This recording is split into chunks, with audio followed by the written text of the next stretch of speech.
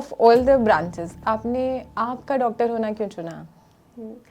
तो हमारी एमबीबीएस में सब जगह पोस्टिंग होती थी। जब हमारी ऑफ्थेल्मोलॉजी में पोस्टिंग हुई तो मैंने देखा कि कितना इम्पैक्ट एक ऑफ्थेल्मोलॉजिस्ट पेशेंट्स की लाइफ में डाल सकता है, और एक वाओ फैक्टर था।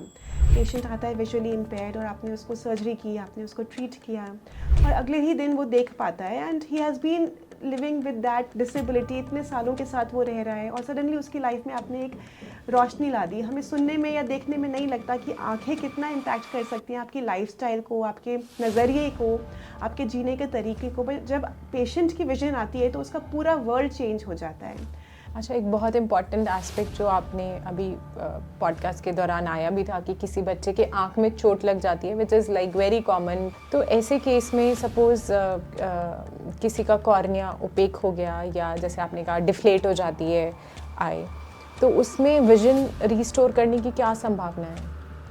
ब्लंट ट्रॉमा यूजुअली अलग अलग तरह के हो सकते हैं, उसके भी कितना चोट लगा है, इफ़ेक्ट कितना है चोट का।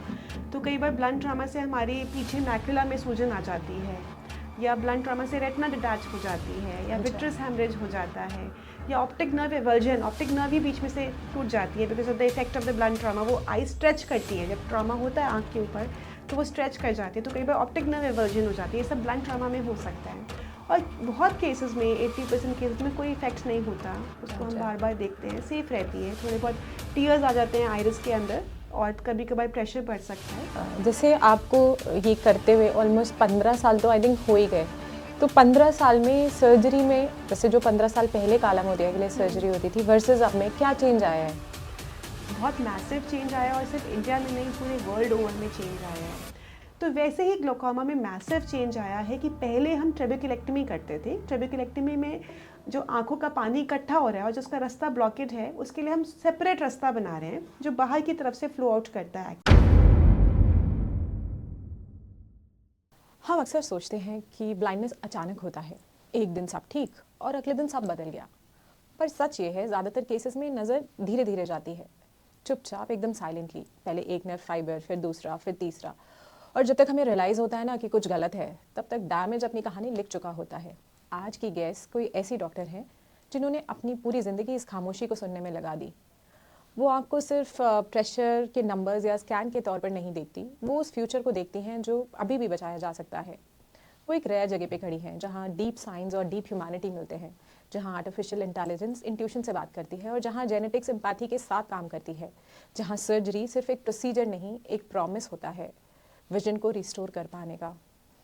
एम्स जो कि इंडिया का सबसे प्रीमियर इंस्टीट्यूट है, वहाँ से उन्होंने अपनी पढ़ाई करी और उसके बाद वहाँ टीचिंग से लेके दुनिया के टॉप 2% ऑप्थेल्मोलॉजी के साइंटिस्ट में अपना नाम दर्ज कराया। उनका नाम सिर्फ इंडिया में नहीं, ग्लोबली ग्लूकोमा को समझने, पहचानने और ट्रीट करने का तरीका बदल रहा है। उन्होंने कुछ न्यू सर्जरीज भी इनोवेट करी हैं, जनरेशंस ऑफ सर्जन्स को मेंटर किया है और ऐसी रिसर्च पब्लिश करी है जो ग्लोबल प्रोटोकॉल्स को गाइड करता है। फिर भी इतनी सारी अचीवमेंट्स के बीच उनका मिशन बिल्कुल सिंपल है कि कोई भी ऐसा जना नज़र न खो दे जो बचाई जा सकती थी। आज माइंडफुल बाय डॉक्टर तरुणा पर हम सिर्फ आंखों की बात नहीं कर रहे, हम बात कर रहे हैं टाइम की, टेक्नोलॉजी की और साइट के उस नाजुक से मिरेकल की जिसे हम अक्सर ग्रांटेड ले लेते हैं। So please join me in welcoming doctor Shikha Gupta Gogia, glaucoma care की ग्लोबल लीडर, एक रिलेंटलेस रिसर्चर और नज़र की एक quite guardian. Welcome to the show and thank you so much for coming. Before we dive into the serious topic, मैं थोड़ा सा personal एक दो कॉम्प्लीमेंट भी देना है और कुछ पूछना भी है कि I think you have been childhood sweethearts and how is it being married to your childhood sweetheart? So I think it makes life very simple and very convenient in day-to-day life, and you don't fret about basic things, and you just do your work, and you know that there is a comfort at home you can come back to. So that makes it very very simple life, and without complications, and you always have a support system where you can rely on. So, and plus since as childhood sweethearts we are also doing the same specialization, and we are working together after I have come back from AIMS.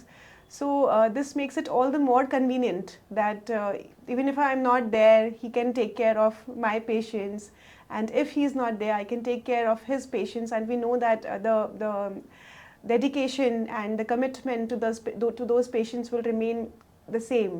So just like in AIMS, we used to take leave, so there was a support system you could easily rely on. So at work level also, there's so much so much mutual comfort, and of course the skill, we know that everybody can vouch for that the skill is the same, similar kind of this thing. So it makes life more convenient. मेरी जब भी बात होती है किसी भी friend से आपने, so I am always like, मेरा फेवरेट कपल पता है कौन है, so I always name you guys. मतलब that's a compliment, Taruna. नहीं, balance, warmth and you know power couple होता है ना कोई, कि वो दिखता है कि फेवरेट कपल कौन है, ये है. लव मैरिज बहुत लोग करते हैं बट टिकती बहुत लोगों की नहीं. Thank you so much. And plus the way you are bringing up your children, मैं उनके वो देखती हूँ, कभी पेंटिंग, कभी you know they are dancing on stage also, fashion show भी कर रही है. So it must be with you also, Taruna. I am sure. I'm sure because नहीं, ये podcast is about you. yeah. तो हाँ, मतलब सारी चीज़ें आप इतने अच्छे से बैलेंस करके चल रहे हो ना, तो कभी कभी लगता है कि success is not about work alone but how you live your life. आप ट्रैवल भी कर रहे हो, आप इवेंट्स और फंक्शंस भी अटेंड कर रहे हो, आप स्पिरिचुअल गैदरिंग्स में भी जा रहे हो, देन बच्चों को भी जिस तरह से आप रेस कर रहे हो, जो जो एक्सपोजर उनको दे रहे हो, खुद भी अपने हॉबीज भी मेंटेन कर रहे हो, हेल्थ भी मेंटेन कर रहे हो. दोनों ने ही बिल्कुल वेट गेन नहीं करा है, बिल्कुल वैसे दिखते हो. We can say that to you, Taruna. And I think the life is busy, no doubt about it. And every day is, from morning to evening, we have a day jam-packed. But it brings it in more fun and adventure. The day, कभी-कभी कुछ नहीं होता करने में, तो actually we feel bored. So that's how we've been since childhood. That the days, the fun and adventure should be there, and that was one of the reasons why I quit AIMS. It has given me whatever it has over the years, and सारी learning वहाँ से हुई है, experience gain वहाँ से हुआ है, research वहाँ से हुई है, the kind of patience and the kind of teaching that we could impart to the residents, and it is the biggest residency program in the country. But at one point I felt that the fun and adventure was missing because we've been doing the same thing over the years. So because of that reason only that I decided to come out and join iClinics Advanced Eye Care. So that spark is very, very important in life, that whatever you are doing, you're doing with passion.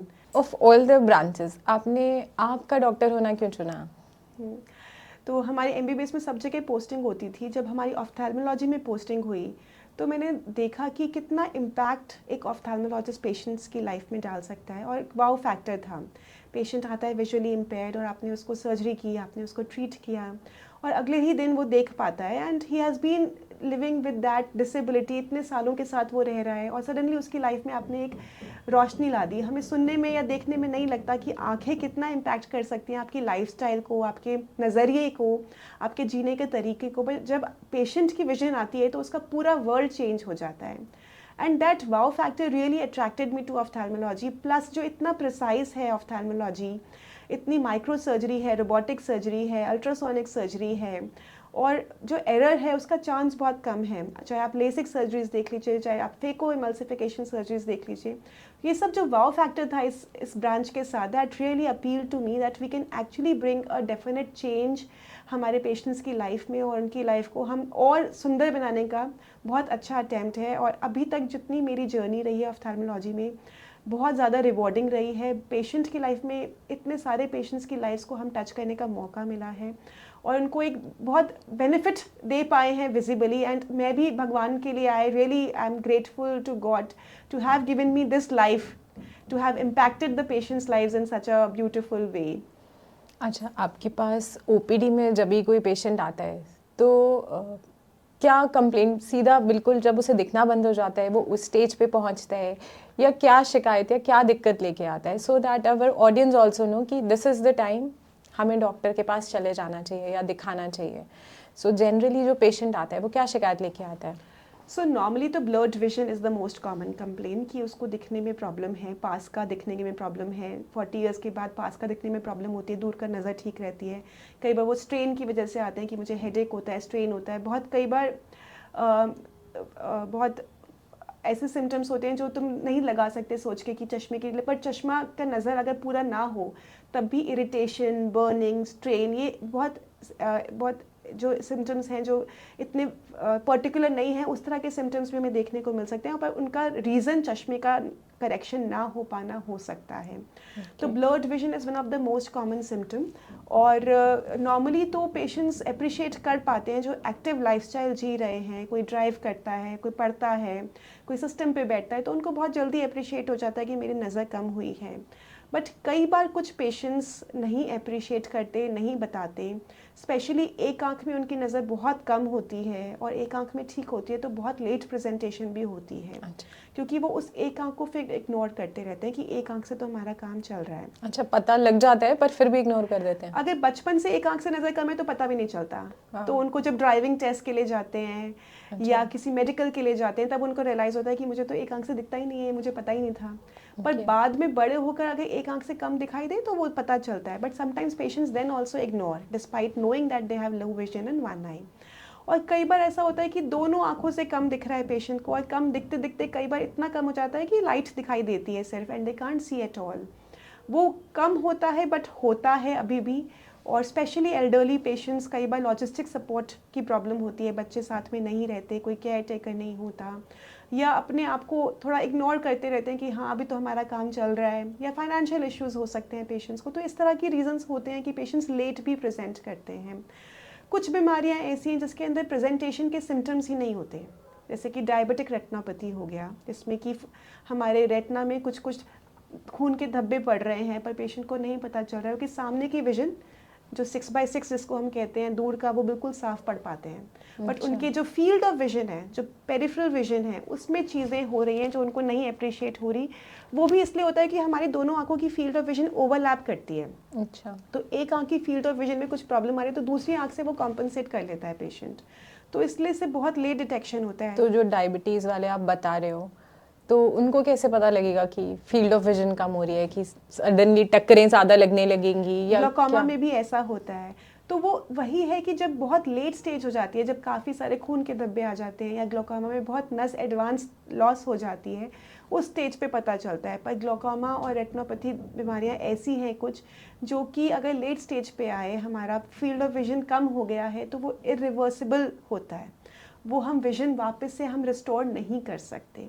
आपकी नस पे प्रभाव पड़ा है या retina में प्रभाव पड़ा है। डायबिटीज़ में कई बार रेटिना भी उखड़ जाता है अपनी जगह से, इसको हम रेटिनल डिटैचमेंट कहते हैं, या विट्रस हैमरेज हो जाता है, नए खून के धब्बे बन जाते हैं। तो उन केसेस में इरिवर्सिबल ब्लाइंडनेस या विजुअल इम्पेयरमेंट हो सकता है। इरिवर्सिबल मतलब वो आने के बाद भी, हम ट्रीटमेंट देने के बाद भी, सब कुछ ठीक करने के बाद भी नज़र वहीं पे अटक जाती है। तो अगर लो विजन है तो वहीं पे रह जाती है। तो ये एक मेजर गैप है कि जैसे हम ब्लड टेस्ट कराते हैं 40 इयर्स के बाद, एनुअल ब्लड टेस्ट होते हैं, आप 10 टेस्ट कराते हो कि ब्लड में ये भी चेक करना है, ये भी थायराइड भी चेक करना है, हमें अपना लिवर के फंक्शंस भी टेस्ट करना है। हर किसी को तो प्रॉब्लम होती नहीं है, बट रूटीन एग्जामिनेशन आप कराते हो। तो वर्ल्ड वाइड ये रिकमेंडेशंस हैं कि 40 साल के बाद सभी को, चाहे कोई फैमिली हिस्ट्री है नहीं है, कोई सिम्टम है या नहीं है, आपको 40 साल के बाद एक ऑफ्थेल्मोलॉजी चेकअप हर साल होना चाहिए। और जल्दी हो सकता है अगर आपके घर में किसी को आंखों की प्रॉब्लम है, जैसे कि ग्लोकोमा, डायबिटिक रेटिनोपैथी, या कोई इनहेरिटेड डिजीज़ है जो कि आपके फैमिली में चलती आ रही है, उस केस में जल्दी। वरना 40 साल के बाद हर किसी को, एक ऑप्टिशियन होता है जो चश्मे का नंबर देता है, एक ऑफ्थेल्मोलॉजिस्ट होता है जो आपको पूरा रेटिना चेक करता है, प्रेशर चेक करता है आंखों का, एक पूरा कॉम्प्रिहेंसिव एग्जामिनेशन करता है। तो वो मस्ट है हर किसी को 40 साल के बाद। हम ग्लूकोमा के ऊपर इतनी बात कर रहे हैं, बट अगर कोई ये जानना चाहे ग्लूकोमा होता क्या है, क्योंकि जिसको कभी हुआ नहीं है, जिसके फैमिली में नहीं हुआ, उसको तो पता ही नहीं है ग्लूकोमा है क्या। तो आम आदमी कैसे समझे कि ग्लूकोमा क्या होता है? ग्लोकोमा एक तरह से जैसे हमारी बॉडी में हाइपरटेंशन या बीपी की प्रॉब्लम हो जाती है, जिसके हमारे अंदर नसों का बीपी बढ़ जाता है, प्रेशर, रक्तचाप बढ़ जाता है, जिसकी वजह से उस प्रेशर बढ़ने की वजह से बहुत सारी प्रॉब्लम्स हो जाती है। कई बार हमें स्ट्रोक हो जाता है, जिसके अंदर ब्रेन का सर्कुलेशन रुक जाता है। कई बार हार्ट अटैक की प्रॉब्लम हो जाती है, या फिर मायोकार्डियल इन्फार्क्ट जिसको हम कहते हैं, इसमें हार्ट का सर्कुलेशन रुक जाता है बहुत हाई प्रेशर होने की वजह से। और भी बहुत सारी प्रॉब्लम्स हो सकती हैं। वैसे ही अगर आँखों के अंदर जो एक फ्लूइड होता है, इसको हम एक्वस ह्यूमर कहते हैं, अगर उसका प्रेशर बढ़ जाए, वो आँखें का जो एक्वस ह्यूमर है वो आँखों से निकलता है, वो न्यूट्रिशन देता है आँखों में और फिर निकलता जाता है। जैसे कि हम ब्लड से न्यूट्रिशन प्रोवाइड करता है सारे ऑर्गन्स को, और यूरिन जो है वो टॉक्सिक मटेरियल्स निकाल के वो बॉडी से निकल जाता है।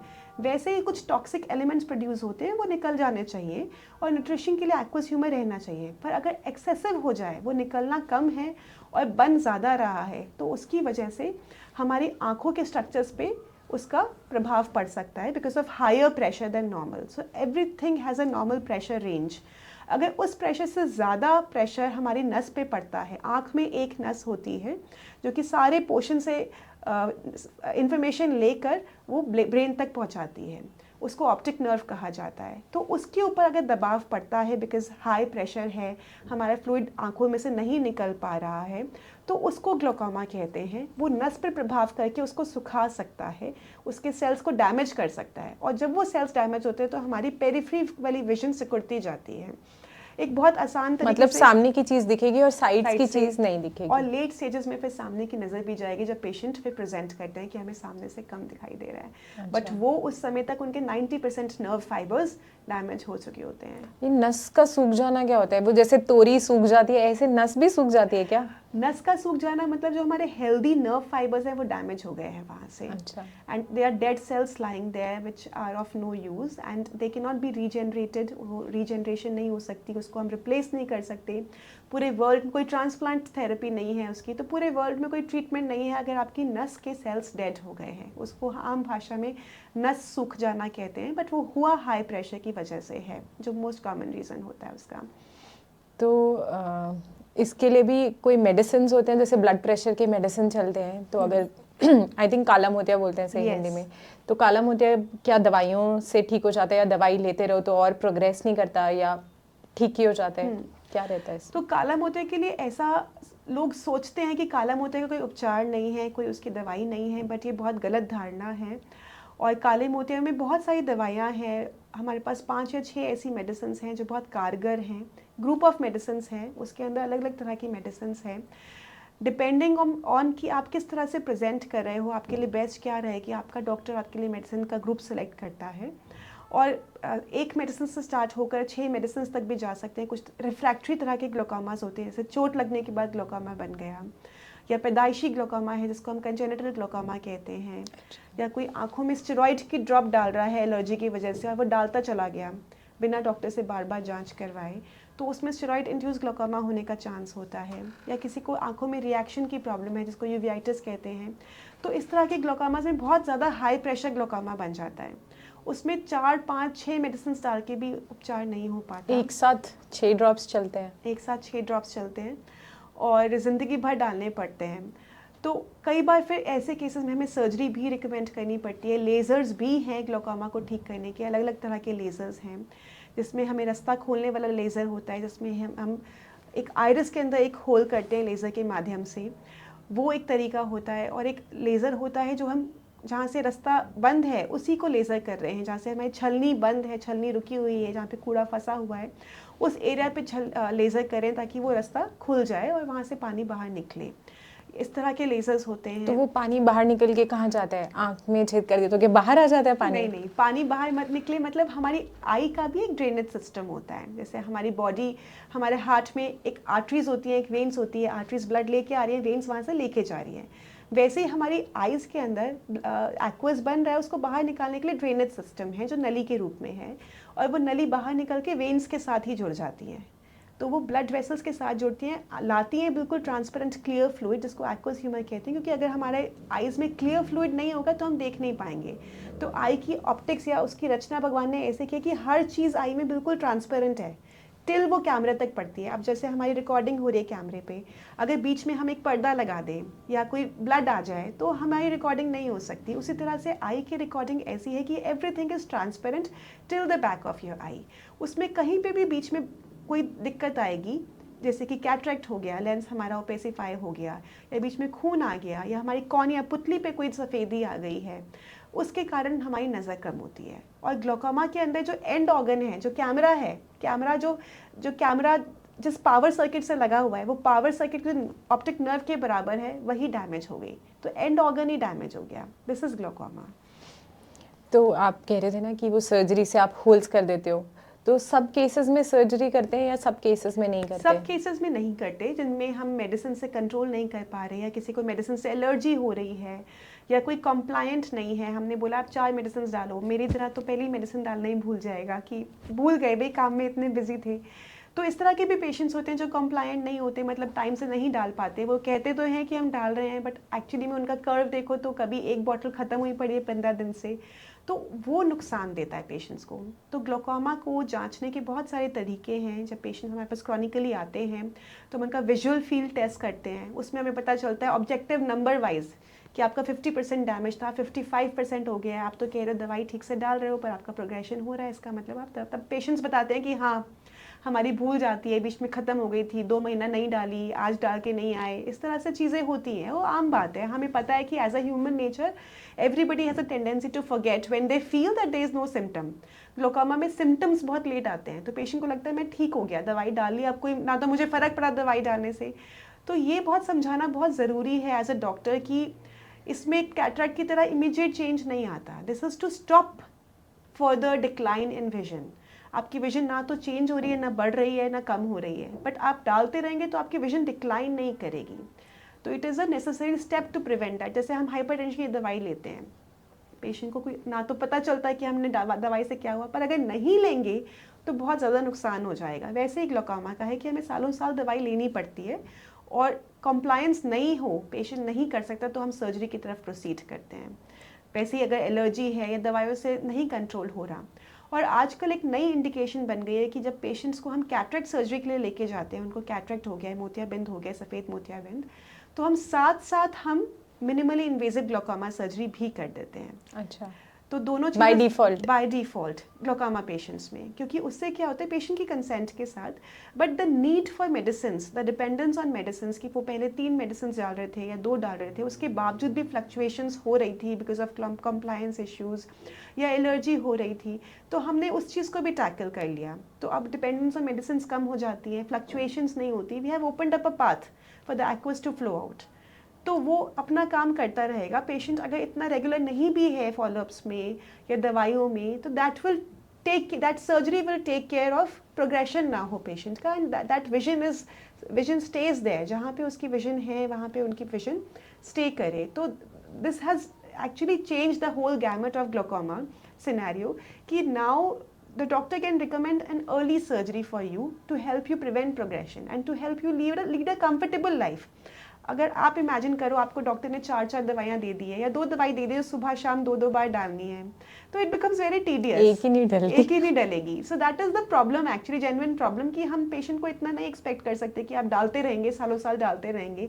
Patient has to travel sometimes वहाँ पे दवाइयाँ नहीं मिलती हैं, कई बार भूल गए, घर में ही रह गई, वो 2 दिन के लिए कहीं पे गए, तो ये सब नुकसान देती हैं चीज़ें। सो दैट इज़ वाई हमने सर्जरी बहुत सेफ हो गई है, प्रिसाइज हो गई है, साइड इफेक्ट्स नहीं हैं। तो this has an added boon to our practice कि patient also becomes comfortable and we are also comfortable that patient has undergone this surgery, और आगे जाके प्रोग्रेशन नहीं होगी, इतनी ज़्यादा नहीं होगी जो पहले चांसेस थे। सर्जरी के बाद भी दवाई डालनी पड़ती है? कुछ केसेस में डालनी पड़ती है। सपोज पेशेंट 3 मेडिकेशंस पे हमने सर्जरी कर दी, तो हो सकता है वो 1 मेडिकेशन पे शिफ्ट हो जाए। Okay. और हो सकता है अगर एक ही मेडिकेशन पे थी तो उसकी ज़रूरत नहीं है, बट एटलीस्ट फ्लक्चुएशन कम हो जाती है पेशेंट की। जो आईओपी की फ्लक्चुएशन है, जो पहले बीच में 24 हो जाता है प्रेशर, आंखों का प्रेशर नॉर्मली 20 से कम होना चाहिए, 20 मिलीमीटर मर्क्यूरी से कम होना चाहिए, तो बीच बीच में पेशेंट्स का 24 भी चले जाता है। कभी कुछ खा लिया, कुछ चीज़ रिएक्ट कर गई, कभी टेंशन में है, एंग्जाइटी है, उन केसेस में भी प्रेशर बढ़ जाता है आंखों का। तो वो सब फ्लक्चुएशन जो होती हैं, जो बीच बीच में हमारी कॉम्प्रोमाइज ऑप्टिक नर्व है, एक तो तंदुरुस्त बच्चा है, पहलवान है, और एक बहुत कमज़ोर बच्चा है, उस कमज़ोर बच्चे को अगर एक थप्पड़ लगाएंगे वो गिर जाएगा, पर वो पहलवान को कुछ भी बोलेंगे उसको फ़र्क नहीं पड़ेगा। तो जो हमारी ऑप्टिक नर्व डिजीज़ है ग्लोकोमा के केस में, उसको हमें बहुत ध्यान से रखना होता है कि उसमें 20 प्रेशर भी नुकसान दे सकता है, जो कि एक आम आदमी को 30 प्रेशर भी नुकसान ना दे। जैसे आपको ये करते हुए ऑलमोस्ट 15 साल तो आई थिंक हो ही गए, तो 15 साल में सर्जरी में, वैसे जो 15 साल पहले काला मोतिया के लिए सर्जरी होती थी वर्सेस अब में क्या चेंज आया है? बहुत मैसिव चेंज आया है, और सिर्फ इंडिया में नहीं पूरे वर्ल्ड ओवर में चेंज आया है। जैसे आप हार्ट की सर्जरी लगा लीजिए, 2 तरह की सर्जरीज होती है, स्टेंट डाल के सर्जरी होती है और बाईपास सर्जरी होती है। बाईपास सर्जरी हम तब करते हैं जब सारी नसें ब्लॉक्ड हैं और कोई रास्ता हमें ऑल्टरनेट रास्ता बनाना है, तो हम पूरा रास्ता काट के दूसरा रास्ता बनाते हैं कि अब ब्लड को वहाँ से फ्लो। और स्टेंट होता है कि ब्लॉकेड है, उसके अंदर हम दूसरा उसी को हम खोलने के लिए स्टेंट डाल देते हैं। तो ये माइक्रो इन्वेजिव प्रोसीजर है, बहुत ही कंफर्टेबल है पेशेंट के लिए, रिकवरी फास्टर है और एफिकेसी अच्छी है। तो वैसे ही ग्लोकोमा में मैसिव चेंज आया है कि पहले हम ट्रेबेक्युलेक्टमी करते थे। ट्रेबेक्युलेक्टमी में जो आंखों का पानी इकट्ठा हो रहा है और जिसका रास्ता ब्लॉकेड है, उसके लिए हम सेपरेट रास्ता बना रहे हैं जो बाहर की तरफ से फ्लो आउट करता है। कोई ट्यूब लगती थी? ट्यूब भी लगाते हैं, उसको ग्लोकोमा ड्रेनेज डिवाइस वो कहते बाहर हैं। ऐसे लटकी हुई दिखती थी? मतलब लटकी हुई नहीं दिखती, वो हम कवर अप करते हैं, बट वो इस आई के अंदर से बाहर होती है, अलग स्पेस में होती है, कंजंक्टिवा और स्क्लेरा के नीचे होती है। बट जो अगर हम ट्रेबेक्युलेक्टमी करते हैं उसके लिए भी अलग रास्ता बनाते हैं, जो हम कंजंक्टिवा के नीचे एक रास्ता होता है, वहाँ से फ्लूइड बाहर आता है। तो ये इरिटेट नहीं करती? जैसे कॉन्टैक्ट लेंस इतना इरिटेट करते हैं आँख में। वो इस कॉर्निया के ऊपर नहीं होता, वो ऊपर वाले पोर्शन में होता है, स्क्लेरा वाला तो जो उसमें पोर्शन कोई है, इरिटेशन उसमें नहीं होती? इरिटेशन नहीं होती। अच्छा। बट फेल होने के चांस भी होते हैं इसमें। और नया रास्ता है, थोड़ी बड़ी सर्जरी है, कई बार विजन लॉस हो जाता है इनिशियल कुछ 1-2 हफ्तों के लिए, 3-4 हफ्तों के लिए। और फेलियर का रिस्क भी है ओवर टाइम। 70% सक्सेस रेट है प्राइमरी ग्लोकोमास में, मतलब अगर हम 100 पेशेंट्स में कर रहे हैं तो 30 पेशेंट्स 5 साल के बाद दे मे नॉट बी सक्सेसफुल। तो ये सब चीज़ें हैं उसमें। और अब जो हम कर रहे हैं, हम स्टेंट भी डाल रहे हैं उस रास्ते को खोलने के लिए, हम कट्स भी लगा रहे हैं। आँख के अंदर स्टेंट चला जाता है? तो बिल्कुल बहुत माइक्रो स्टेंट होता है, वो हमें विजिबल भी नहीं होता देखने में, और वो हम बस अंदर जाके, it is a 2 minute procedure, उसको रास्ता जहाँ से बंद है, जो हमारी नली बंद है, जहाँ से एक्वस ह्यूमर फ्लो होना चाहिए, उसके अंदर वो स्टेंट हम डाल देते हैं। तो ये स्टेंट डल सकता है, वहीं पे एक कट लग सकता है, एक प्रोलीन सूचर होता है जो हम आंखों के चारों तरफ हम घुमा सकते हैं, और उसको घुमाकर जो वो नली है उसको फिर पूरा रप्चर कर देते हैं, ताकि वो नली जो ब्लॉकेड थी 360 डिग्री, हमारी जो आँख का 360 डिग्री है, वहाँ से ओपन अप हो जाती है। उसको गैट सर्जरी कहते हैं। और बहुत सारे नए इम्प्लांट्स हैं जो इंडिया में भी आ रहे हैं, जो कि एक इम्प्लांट हमने डाल दिया, वो ट्यूब की तरह पड़ा रहेगा, ताकि वो ना कट किया हमने, बस वो इम्प्लांट है, वो फ्लूइड ड्रेनेज करता रहेगा ज़िंदगी भर। और लेज़र्स भी हैं इसी चीज़ के लिए, जो थोड़े कम एफिकेशियस होते हैं, बट कुछ इनिशियल स्टेजेस में हम वो लेज़र्स अटैम्प्ट कर सकते हैं। तो that way the gamete of glaucoma surgeries is immensely increased, और पेशेंट्स को भी बहुत बेनिफिट है। जैसे स्टेंट के लिए हम कहते हैं ना, स्टेंट की लाइफ है, स्टेंट में भी वो होता है ना कि ये ड्रग इल्यूटिंग है, ये नॉट, तो इसमें भी ऐसा कुछ रहता है कि ड्रग इल्यूटिंग स्टेंट्स भी आ गए हैं। आपने बिल्कुल सही डायरेक्शन में लिया। अभी इंडिया में नहीं आए हैं, बट यूएस में 2 साल से इंट्रोड्यूस हैं, जो स्टेंट हम डाल देते हैं आँख के अंदर, वो ड्रग इल्यूट करते रहते हैं, तो बार बार पेशेंट को ड्रॉप नहीं डालनी पड़ती। तो वो ड्रग ऑटोमेटिकली एक पर्टिकुलर लेवल पे, जितना पेशेंट को चाहिए, 2 या 3 साल तक भी वो ड्रॉप चलती रहती है आंखों के अंदर, एंड 2 इयर्स 3 इयर्स के बाद दोबारा वो एक स्टेंट डाल के हम दोबारा ड्रॉप एल्यूट कर सकते हैं। अच्छा, आपने भी ग्लूकोमा में बहुत सारी रिसर्च करी है, आपके रिसर्च पेपर्स भी हैं, प्लस कोई सर्जरीज भी हैं जो आपने ही स्टार्ट करी हैं पहली बार इंडिया में, तो आप उनके बारे में थोड़ा सा बताइए। ऐसी बहुत सारी सर्जरीज़ हैं जो हम पहली बार कर पाए हैं, और हमने बताया है उनके बारे में, और वो इसीलिए पॉसिबल हो पाता है क्योंकि जिस तरह के कॉम्प्लिकेटेड पेशेंट्स हम देखते हैं, उनका कोई सल्यूशन नहीं मिलता, कभी कोई रिपोर्टेड नहीं होता। तो those patients are are teaching album actually. वो हमें सिखाते हैं कि इस केस में हमें नया नज़रिया चूज़ करना पड़ेगा, और उनके माध्यम से हम भी सीखते हैं।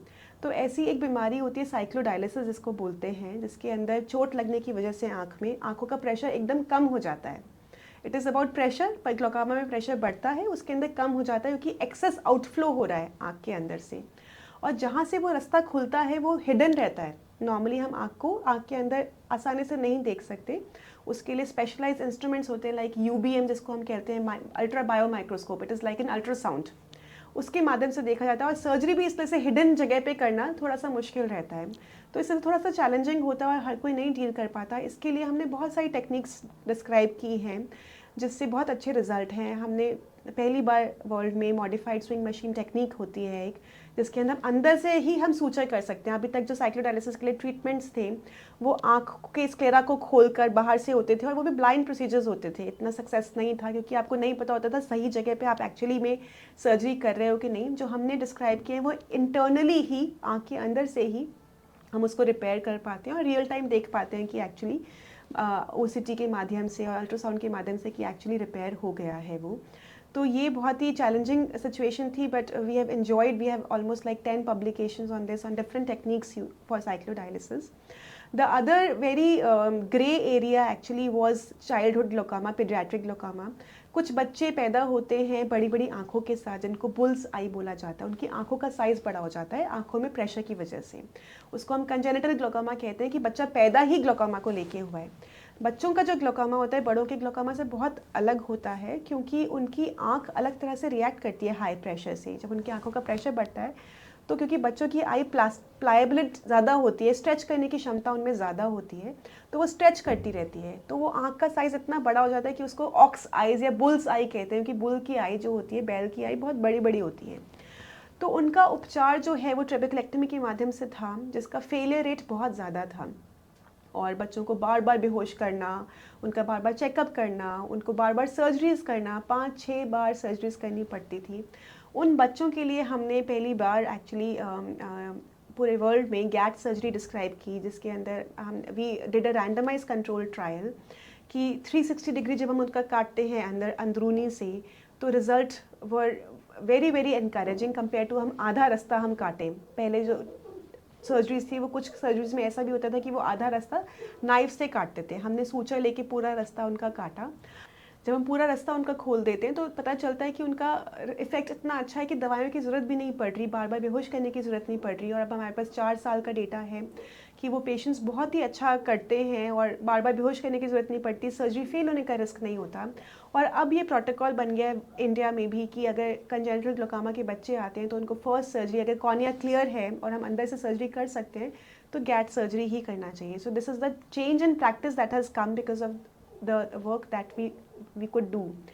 एक एंटिटी है एंगल क्लोजर ग्लोकोमा, जो बड़ों में देखा जाता है, जिसके अंदर विद टाइम हमारा जो एक्वस ह्यूमर फ्लो करने का रास्ता है वो क्लोज हो जाता है, तो वो बाहर ही नहीं निकल पा रहा. उसके लिए यूजुअली पहले लोग ट्रेबेकुलेक्टमी करते थे. तो हमने एंगल क्लोजर ग्लोकोमा में पहली बार डिस्क्राइब किया, जो हमने 3 साल की पेशेंट्स की स्टडी देखी थी, 2021 में हमने डिस्क्राइब किया था कि लेंस निकाल दो और साथ में आप जो MIGS सर्जरी है वो कर दो. एंगल क्लोजर ग्लोकोमा में लेंस निकाल, जैसे आपने MIGS बोला, इसको थोड़ा सा एक्सप्लेन करते हैं. माइक्रो इन्वेजिव ग्लोकोमा सर्जरी, जिसके अंदर हम अंदर से रास्ता खोल रहे हैं उनका. जो ट्रेबेकुलर मेशवर्क है, जो छलनी है हमारी आँख की, जहाँ से एक्वस ह्यूमर बाहर फ्लो करता है, उसी को हम खोल रहे हैं. तो हमने कैटरेक्ट सर्जरी के साथ MIGS पहली बार एंगल क्लोजर ग्लोकोमा पेशेंट्स में देखी, और हमने देखा कि रिजल्ट इतने ज़्यादा अच्छे थे कि उनको ट्रेबेकुलेक्टमी सर्जरी की ज़रूरत ही नहीं पड़ी उसके बाद. और जो रिजल्ट्स एंगल क्लोजर ग्लोकोमा में वो ज़्यादा अच्छे हैं ओपन एंगल ग्लोकोमा के कंपैरेटिवली, क्योंकि जो उनका रास्ता था जो एक्चुअली ब्लॉक हो रहा था, वही हमने, जो प्राइमरी फेलियर था जिसकी वजह से एक्वस ह्यूमर नहीं जा पा रहा, वो छलनी में ही हमने कट लगा दिया.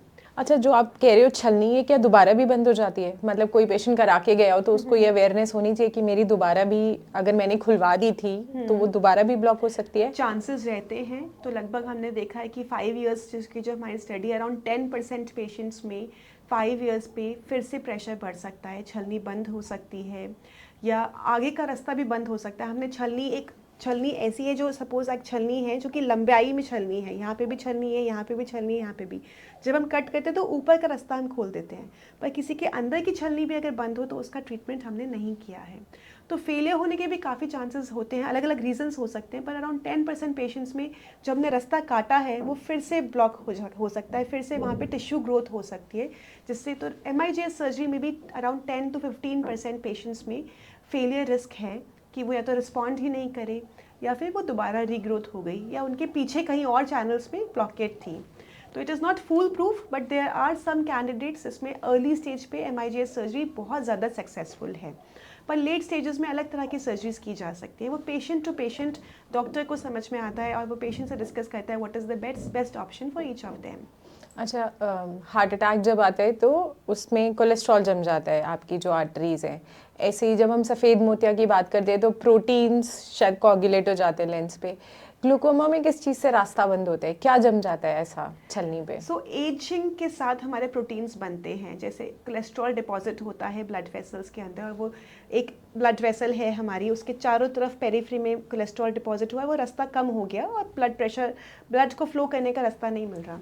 वैसे ही एजिंग के साथ हमारा जो ट्रेबेकुलर मेशवर्क है, जहाँ से फिल्टर आउट होता है फ्लूइड, उसके अंदर डिपोजिशन होता है एज रिलेटेड प्रोटीन्स का। कई बार ग्लाइकोसमिनोग्लाइकन्स हो सकता है, किसी को स्टेरॉइड एक्सपोजर रहा है, या एक्स्ट्रा सेलुलर मैट्रिक्स के अंदर प्रोलिफरेशन हो रहा है। This is an ageing change. इसलिए से प्राइमरी ओपन एंगल ग्लोकोमा बहुत कॉमन है और हिडन रहता है। It is N ageing change.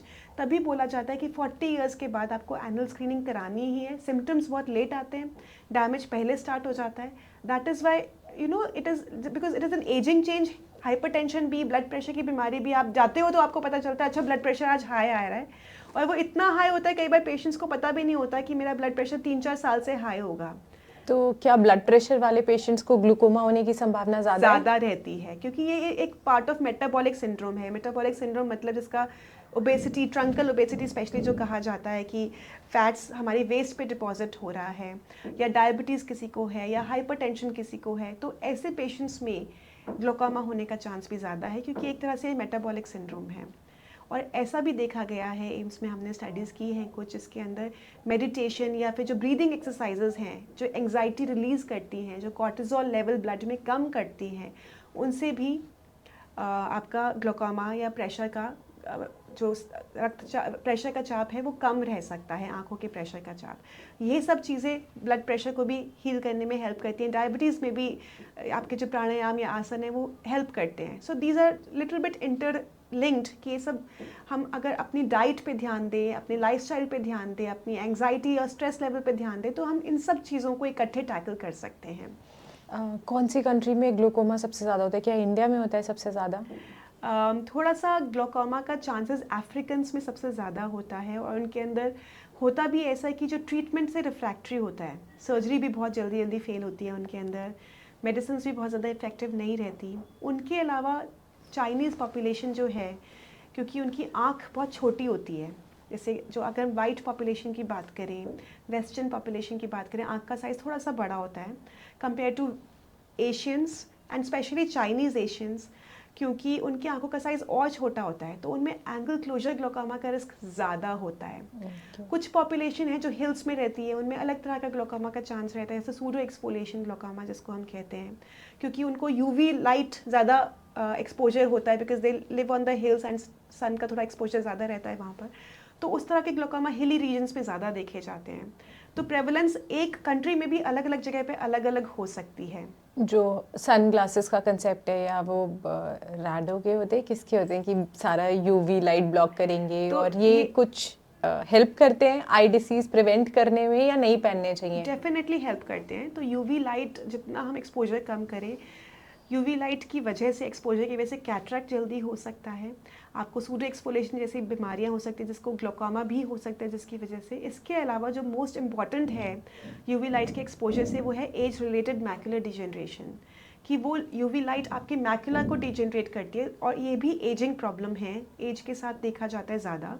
तो आपको UV blocking sunglasses definitely prevent करते हैं इन सब चीज़ों में।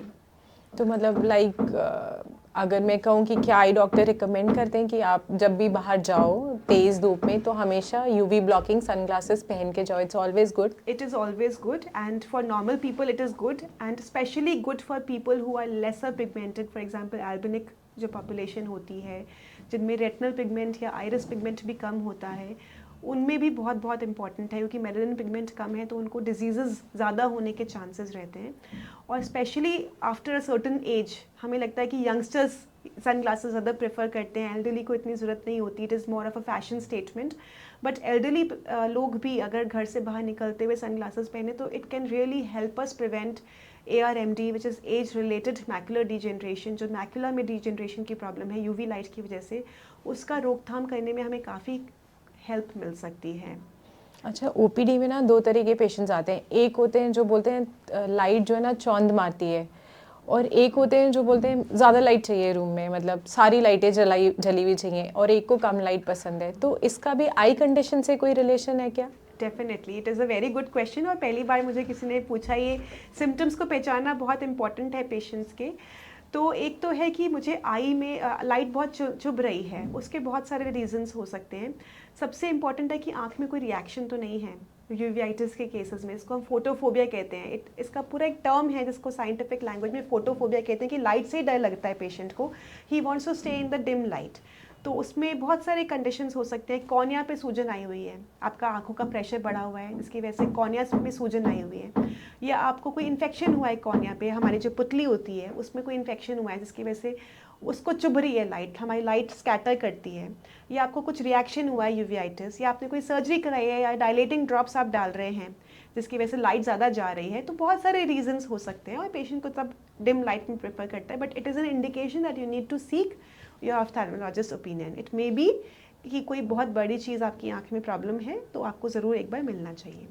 दूसरा है कि पेशेंट कहता है मुझे और लाइट चाहिए, तो उस केस में उसका जो कॉन्ट्रास्ट है विजन, कॉन्ट्रास्ट विजन है वो कम है, उसका नज़र, उसका मतलब उसको ब्लरिंग ऑफ विजन भी है, कई बार पेशेंट्स नहीं अप्रिशिएट कर पाता, और ज़्यादा लाइट उसका जो कॉन्ट्रास्ट है उसको इंक्रीज़ करती है। मोस्टली ऑप्टिक नर्व डिसऑर्डर्स में, ऑप्टिक न्यूराइटिस हो गया किसी को, ग्लोकोमा हो गया, टॉक्सिक ऑप्टिक न्यूरोपैथी हो गया, कोई और ऑप्टिक न्यूरोपैथी हो गया, ऑप्टिक नर्व की प्रॉब्लम्स में पेशेंट डिमनेस की कंप्लेन करता है कि मुझे ज़्यादा लाइट चाहिए। तो that in that scenario also you need to seek आपके आई डॉक्टर के साथ मिलकर कि क्या प्रॉब्लम है, कि मुझे बाकी लोगों के कंपैरेटिवली मुझे ज़्यादा लाइट में अच्छा लगता है। कई लोगों को ड्राइव करते हुए ना चौंध बहुत पड़ता है, कहते हैं चौंध पड़ रहा है, what is that? So driving के टाइम पे जब चौंध पड़ती है तो it is usually signifies cataract, अच्छा। कि आपको रात, कैटरैक्ट जो होता है जब आप रात को चलाते हैं और तो आपकी जो लाइट है वो कैटरैक्ट के साथ टक्कर खाती है एंड इट स्प्रेड्स, जिसकी वजह से आपको इतना क्लियरली नहीं दिखाई देता है। That means it may be an early sign कि आपको कैटरैक्ट बन रहा हो। इसके अलावा भी बहुत सारी चीज़ें हो सकती हैं। आपका प्यूपिल का साइज़ कितना है, कई बार डिम लाइट में हमारा फिजियोलॉजिकली प्यूपिल का साइज़ बड़ा हो जाता है, तो कई पेशेंट्स, कई लोग ऐसे होते हैं जिसका फिजियोलॉजिकल ही प्यूपिल का डायमीटर बहुत ज़्यादा बड़ा हो जाता है और ज़्यादा लाइट जाती है, जिसकी वजह से उनको ग्लेयर लगता है। कई बार जो नए तरीके के हम लेंसेज डालते हैं आँख में, जिनको मल्टीफोकल लेंसेज बोलते हैं, वो भी लाइट को स्कैटर करते हैं। तो उसमें एक ही साइड इफेक्ट होता है कि कई बार कुछ पेशेंट्स में 20% पेशेंट्स में मल्टीफोकल लेंसेज के बाद लाइट स्कैटर हो रही है, स्पेशली अगर उनका प्यूपिल डायमीटर बड़ा है तो ज़्यादा लाइट अलग अलग जोन से जाके स्कैटर होती है। तो उस केस में हम दिन के टाइम पे तो एंटी ग्लेयर ग्लासेस हम रिकमेंड कर सकते हैं, पर then also they need to seek कि अगर कैटरैक्ट है तो उसका सर्जरी आराम से हो सकता है उनकी नज़र 6/6 हो, 6/9 हो, फिर भी उनको रात में प्रॉब्लम होती है, तो दैट इंडिकेट्स अर्ली कैटरैक्ट है। And then it even at this good vision 6/6 के साथ भी उनको कैटरैक्ट सर्जरी करवानी चाहिए, because it is debilitating them, वो ड्राइविंग नहीं कर पा रहे जो उनकी ज़िंदगी का अहम हिस्सा है। तो कैटरैक्ट सर्जरी इतनी एडवांस है कि 6/6 विजन के साथ भी they can get operated with a good vision, कि उनको एटलीस्ट ये प्रॉब्लम खत्म हो जाएगी। एंड इवेंचुअली अगर कैटरैक्ट आपको है, आप उसको डिले कर रहे हैं कि बाद में देखेंगे, वो इवेंचुअली प्रोग्रेस ही करेगा। You can't stop the cataract कि मैं अभी बाद में करवाऊंगा, वो धीरे धीरे बढ़ेगा ही, आपको डेबिलेशन बढ़ेगा ही। तो यू नीड टू सीक, और डरने की ज़रूरत नहीं होती कैटरैक्ट में। अर्ली सर्जरी से आपको पता नहीं चलता, आपको कई बार पेशेंट्स डरता है, एप्रीहेंसिव होता है कि सर्जरी यार अभी नहीं करानी है, अभी तो नज़र ठीक है, मेरा काम चल रहा है। इनफैक्ट ये तो बहुत कॉमनली सुना भी हुआ है कि मोतियाबिंद जब पूरा पक जाएगा तब सर्जरी कराना है, मतलब थोड़े में नहीं कराना नहीं है। कराना। इनफैक्ट पहले शायद डॉक्टर्स भी ऐसे बोलते थे, क्योंकि कई लोग तो ओपीडी में आके यही बोलते थे, मुझे डॉक्टर ने बोला जब ये पूरा पक जाएगा तब इसको कराना है। So if you believe us, हमारी प्रैक्टिस में इतना चेंज आया है कि पहले हम विजन बहुत कम क्राइटेरिया रखकर है कि 6/6 ही है, 6/36 है, 4-5 लाइनें नहीं पढ़ पा रहा तभी हम सर्जरी करेंगे, या ग्लासेस से करेक्ट नहीं हो पा रहा। तो there has been a drastic shift in practice because of the availability of the higher quality lenses. They are called EDOF lenses or multifocal lenses or trifocal lenses. अलग अलग तरह के प्रीमियम lenses होते हैं जो आपको स्पेक्टिकल इंडिपेंडेंट कर देते हैं। तो अगर कोई पेशेंट है जिसका 6/6 विजन भी है दूर का, पर पास का चश्मा लगाना पड़ता है उसको, and he is not used to wearing glasses, तो समटाइम्स पेशेंट्स डिमांड कि मेरे को तो चश्मा लगाना पड़ रहा है पास का, मुझे निकलवा दो, ये लेंस निकाल दो, मुझे दूर का चाहे ठीक भी है। हमारे घर के कितने रिलेटिव्स हैं जिन्होंने सिर्फ पास की नज़र कमज़ोर होने की वजह से सर्जरी कराई है to be free from spectacle dependence. तो ये बहुत कॉमन सिनेरियो है। तो these days it is the cataract surgery is driven by patients needs, कि उसको क्या चाहिए, क्योंकि it is so safe that and there is very little risk, very little scope for error. तो it has become more of a cosmetic procedure also, जो हम 40 years से पहले लेसिक करते हैं चश्मा उतारने के लिए, 40 ईयर्स के बाद के सेगमेंट में वी आर एक्चुअली डूइंग बहुत कम विजन कम होने पे 6/9 पे भी सर्जरीज रेगुलरली हो रही हैं हमारे पास, एंड 6/6 पे भी कई बार ग्लेयर है पेशेंट को, या उसको चश्मे का नंबर है 6/6 के साथ दूर का या पास का, and he doesn't want those glasses, and he feels वो उसके ऊपर एक बर्डन है, ग्लासेस पहनना भूल जाते हैं कई बार, साड़ी के साथ चश्मा अच्छा नहीं लगता। So these are the indications that the patients demand कि मुझे नहीं चाहिए चश्मा, and you do the surgery for me, and they demand it. तो जो आपके नेचुरल लेंसेज होते हैं आई के, वो भी तो होता है ना लोगों का, अरे आर्टिफिशियल चीज़ जा रही है आँख के अंदर, तो नेचुरल और आर्टिफिशियल में कोई फ़र्क होता है like? So, see, with aging, the natural is getting diseased. So it is an aging process कि आपके जो lenses के proteins हैं वो coagulate कर रहे हैं. It has now become a disease वाली stage में.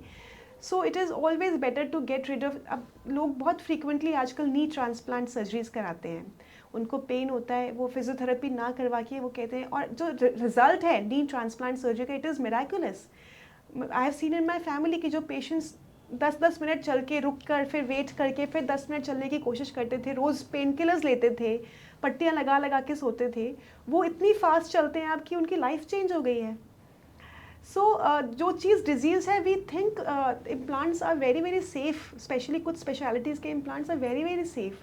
सो one does not need to be scared of these implants कि मैं नेचुरल निकलवा के आर्टिफिशियल लगवा रहा हूँ, but that is a safe implant for you, and it's been going on for hundreds of years. और वो इम्प्लांट ऐसा नहीं है कि हमने एक डाला और उसको फिर बाद में रिप्लेस करना पड़ेगा। That implant will stay in your eyes till your life. एक ही बार सर्जरी करनी है। जैसे कैटरैक्ट में कहते हैं ना, आपके नेचुरल इसमें प्रोटीन आ गया, इसमें क्या कैटरैक्ट नहीं होता? जो आर्टिफिशियल लेंस होता है इसमें प्रोटीन नहीं आता? इसमें कुछ नहीं आता। आई नो ऑफ पीपल जिन्होंने 20 साल बाद दोबारा कराया क्योंकि आर्टिफिशियल जो लगाया था उस पर कैटरैक्ट बन गया था। कोई फर्क हो गया क्या लेंसेज में? उस एक चीज़ होती है आफ्टर कैटरैक्ट। आफ्टर कैटरैक्ट होता है जिस बैग के अंदर, जिस झिल्ली के अंदर हमने आपका लेंस डाला है, जिस जगह में डाला है, उस झिल्ली में ओपेसिफिकेशन कई बार आ जाती है। इसको हम आफ्टर कैटरैक्ट या पोस्टीरियर कैप्सुलर ओपेसिफिकेशन कहते हैं। वो आईओएल के अंदर नहीं है, वो पीछे है। और उसको हम लेज़र से 5 मिनट का प्रोसीजर होता है, लेज़र से छेद बना के उसको काट सकते हैं, अंदर अंदर घुल जाती है फिर। पर जो लेंसेज के ओपेसिफिकेशन की बात कर रहे हो वो होता था, कुछ लेंसेज में हो सकता है, बहुत रेयर है आजकल के लेंसेज में। पुराने लेंसेज में होता था और बहुत रेयर सिनेरियो में एक्सचेंज करने की ज़रूरत पड़ सकती थी, but these days it is very very uncommon. कुछ प्रोसीजर सिलिकॉन लेंसेज पहले कभी आते थे, और किसी का सिलिकॉन ऑयल आँख में डला है तो opacification of that silicone lens could happen. But इस तरह के सिनेरियो आजकल, because we don't put silicone IOLs at all these days. कुछ कंपनीज के लेंसेज हैं जो अभी भी some people are using, they may opacify over time, and it is but very very rare. So we don't come across these scenarios in a very common manner. So as a absolute this thing we can say that the IOLs will stay in your eyes for the lifetime. It is very very rare. उनमें कुछ नहीं होएगा, उनमें कोई problem नहीं आएगी? नहीं। मतलब आप इंसिडेंस लगा लीजिए कि 1000 पेशेंट में हो सकता है एक पेशेंट में ओपेसिफिकेशन हो गया और आपको निकालना पड़ा। तो that is the kind of incidence that you may see. Suppose किसी ने विजन करेक्शन करवा लिया, IOL लगवा लिया, उनका पावर फिर घटता बढ़ता नहीं है? नहीं, इट डजंट चेंज। कुछ चीज़ें ऐसी होती हैं जिसके अंदर पूरा लेंस कई बार आगे शिफ्ट हो जाता है, जिसको मैलिग्नेंट ग्लोकोमा कहते हैं। वो बहुत अलग चीज़ है, ग्लोकोमा से रिलेटेड है, बट अदरवाइज एक बार सर्जरी करवाने के बाद आपका पावर सेम रहता है, आपको चश्मे का नंबर नहीं बदलना पड़ता। दूर का यूजुअली हम करेक्ट करते हैं, पास के लिए चश्मा देते हैं, तो पास का नंबर आप सालों साल वही यूज़ कर सकते हैं। ओके। और जिनका नंबर बढ़ रहा होता है बड़ी एज में भी, क्या वो भी ये करवा सकते हैं और उनका नंबर नहीं रुक जाएगा? जी, वही आपको एग्जाम्पल दिया कि 40 इयर्स के बाद पास का नज़र हमारी कम होने लग जाती है। नहीं, पास जैसे कईयों का मायोपिया भी प्रोग्रेस करता है इवन आफ्टर। वो न्यूक्लियस क्रॉसेस की वजह से है। आपका 40 इयर्स के बाद कुछ भी हो रहा है, वो लेंस में चेंजेस आ रहे हैं। It can cause near vision problem and it can cause distance में भी आपको मायोपिया हो सकता है, बिकॉज आपका लेंस थिक हो रहा है, इट इज़ रिफ्रैक्टिंग मोर। तो -2 से आपकी पावर -4 हो जाएगी, वो भी धुंधलापन दिखाई देगा because of some cortical spokes. और पास का भी नंबर आपका +1 से +2 हो रहा है, +2.5 हो रहा है 6 महीने में। सो दीज ऑल सजेस्ट कि आपका जो न्यूक्लियस है, जो लेंस है, उसमें चेंजेस आ रहे हैं, विच आर एजिंग चेंजेस। ये इसको कहते ही प्रेसबायोपिया है कि एज के साथ आपकी मसल्स की वीकनेस हो रही है, आपके जोन्यूल्स कम काम कर रहे हैं, आप एकोमोडेट कम काम कर पा रहे हो, आपकी लेंस की थिकनेस बढ़ रही है। This is the proper physiology for the lens which happens for everyone. तो वो वन स्पॉट सोल्यूशन है, आपने IOL डलवाया, सब चीज़ों से आपको मुक्ति मिल मैं गई। ये नहीं कह रही कि आपको 40 इयर्स पे सर्जरी करा लेनी चाहिए, but some patients do demand कि I am tired of getting my lenses change and I don't want that now. So वो चीज़ है कि कुछ पेशेंट्स डिमांड करते हैं, तो definitely they can go for that. आजकल ये भी बहुत है ना, पेशेंट्स जैसे किसी को कैटरैक्ट है and they will go and search on the net कौन से वाले लेंसेज डालें। तो कोई आते हैं, शायद वो नीडल में रोल्ड होते हैं, कोई उस तरह के लेंस होते हैं, थोड़ा सा कट करके 1 mm का कट करके, वो पहले आई थिंक 5-6 years बैक तक तो वो सर्जरी हो रहा था। फ्लैक्स करते हैं हम, FLACS is robotic cataract surgery, जिसके अंदर मतलब जो रोबोट है वही इंसेशंस डालता है, हम ब्लेड से नहीं डालते, बट ऐसे नीडल रोल लेंसेज तो नहीं है कुछ।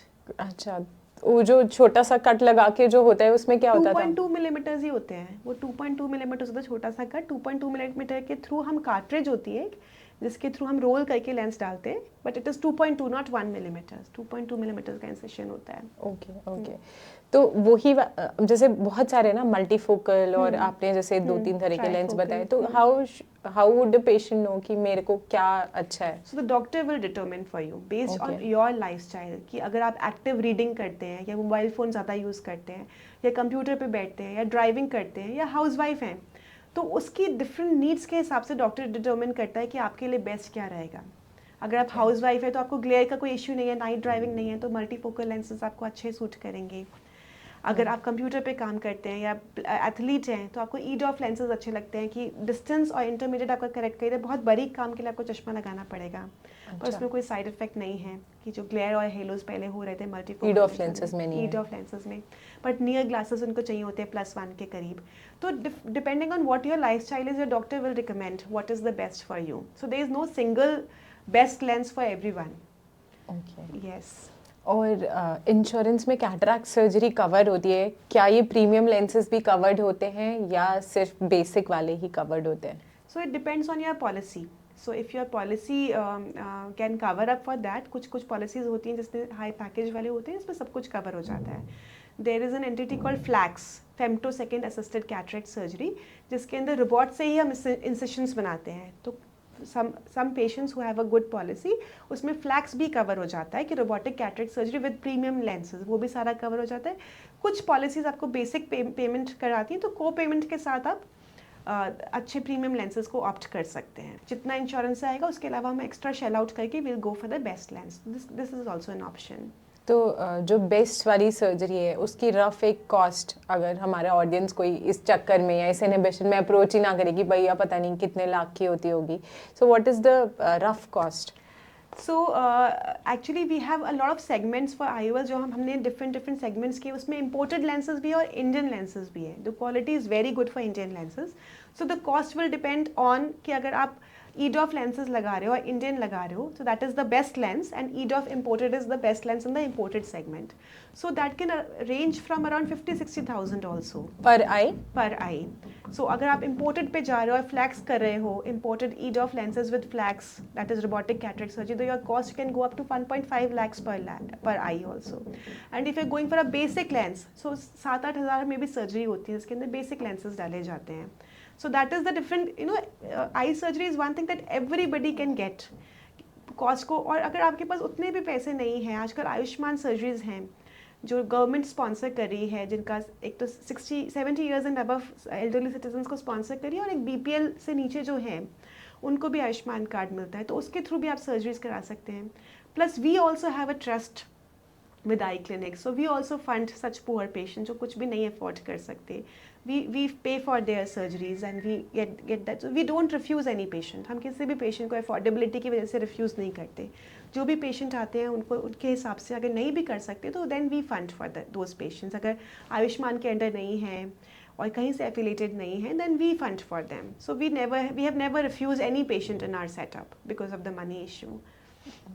अच्छा, मतलब एक होता है ना फॉरेन का क्रेज़ कि बाहर की चीज़ ज़्यादा अच्छी वर्सेस इंडिया की प्रॉबेबली उतनी अच्छी नहीं। So clinically in your experience is how far does it go true? So actually said, the clinical efficacy is almost similar.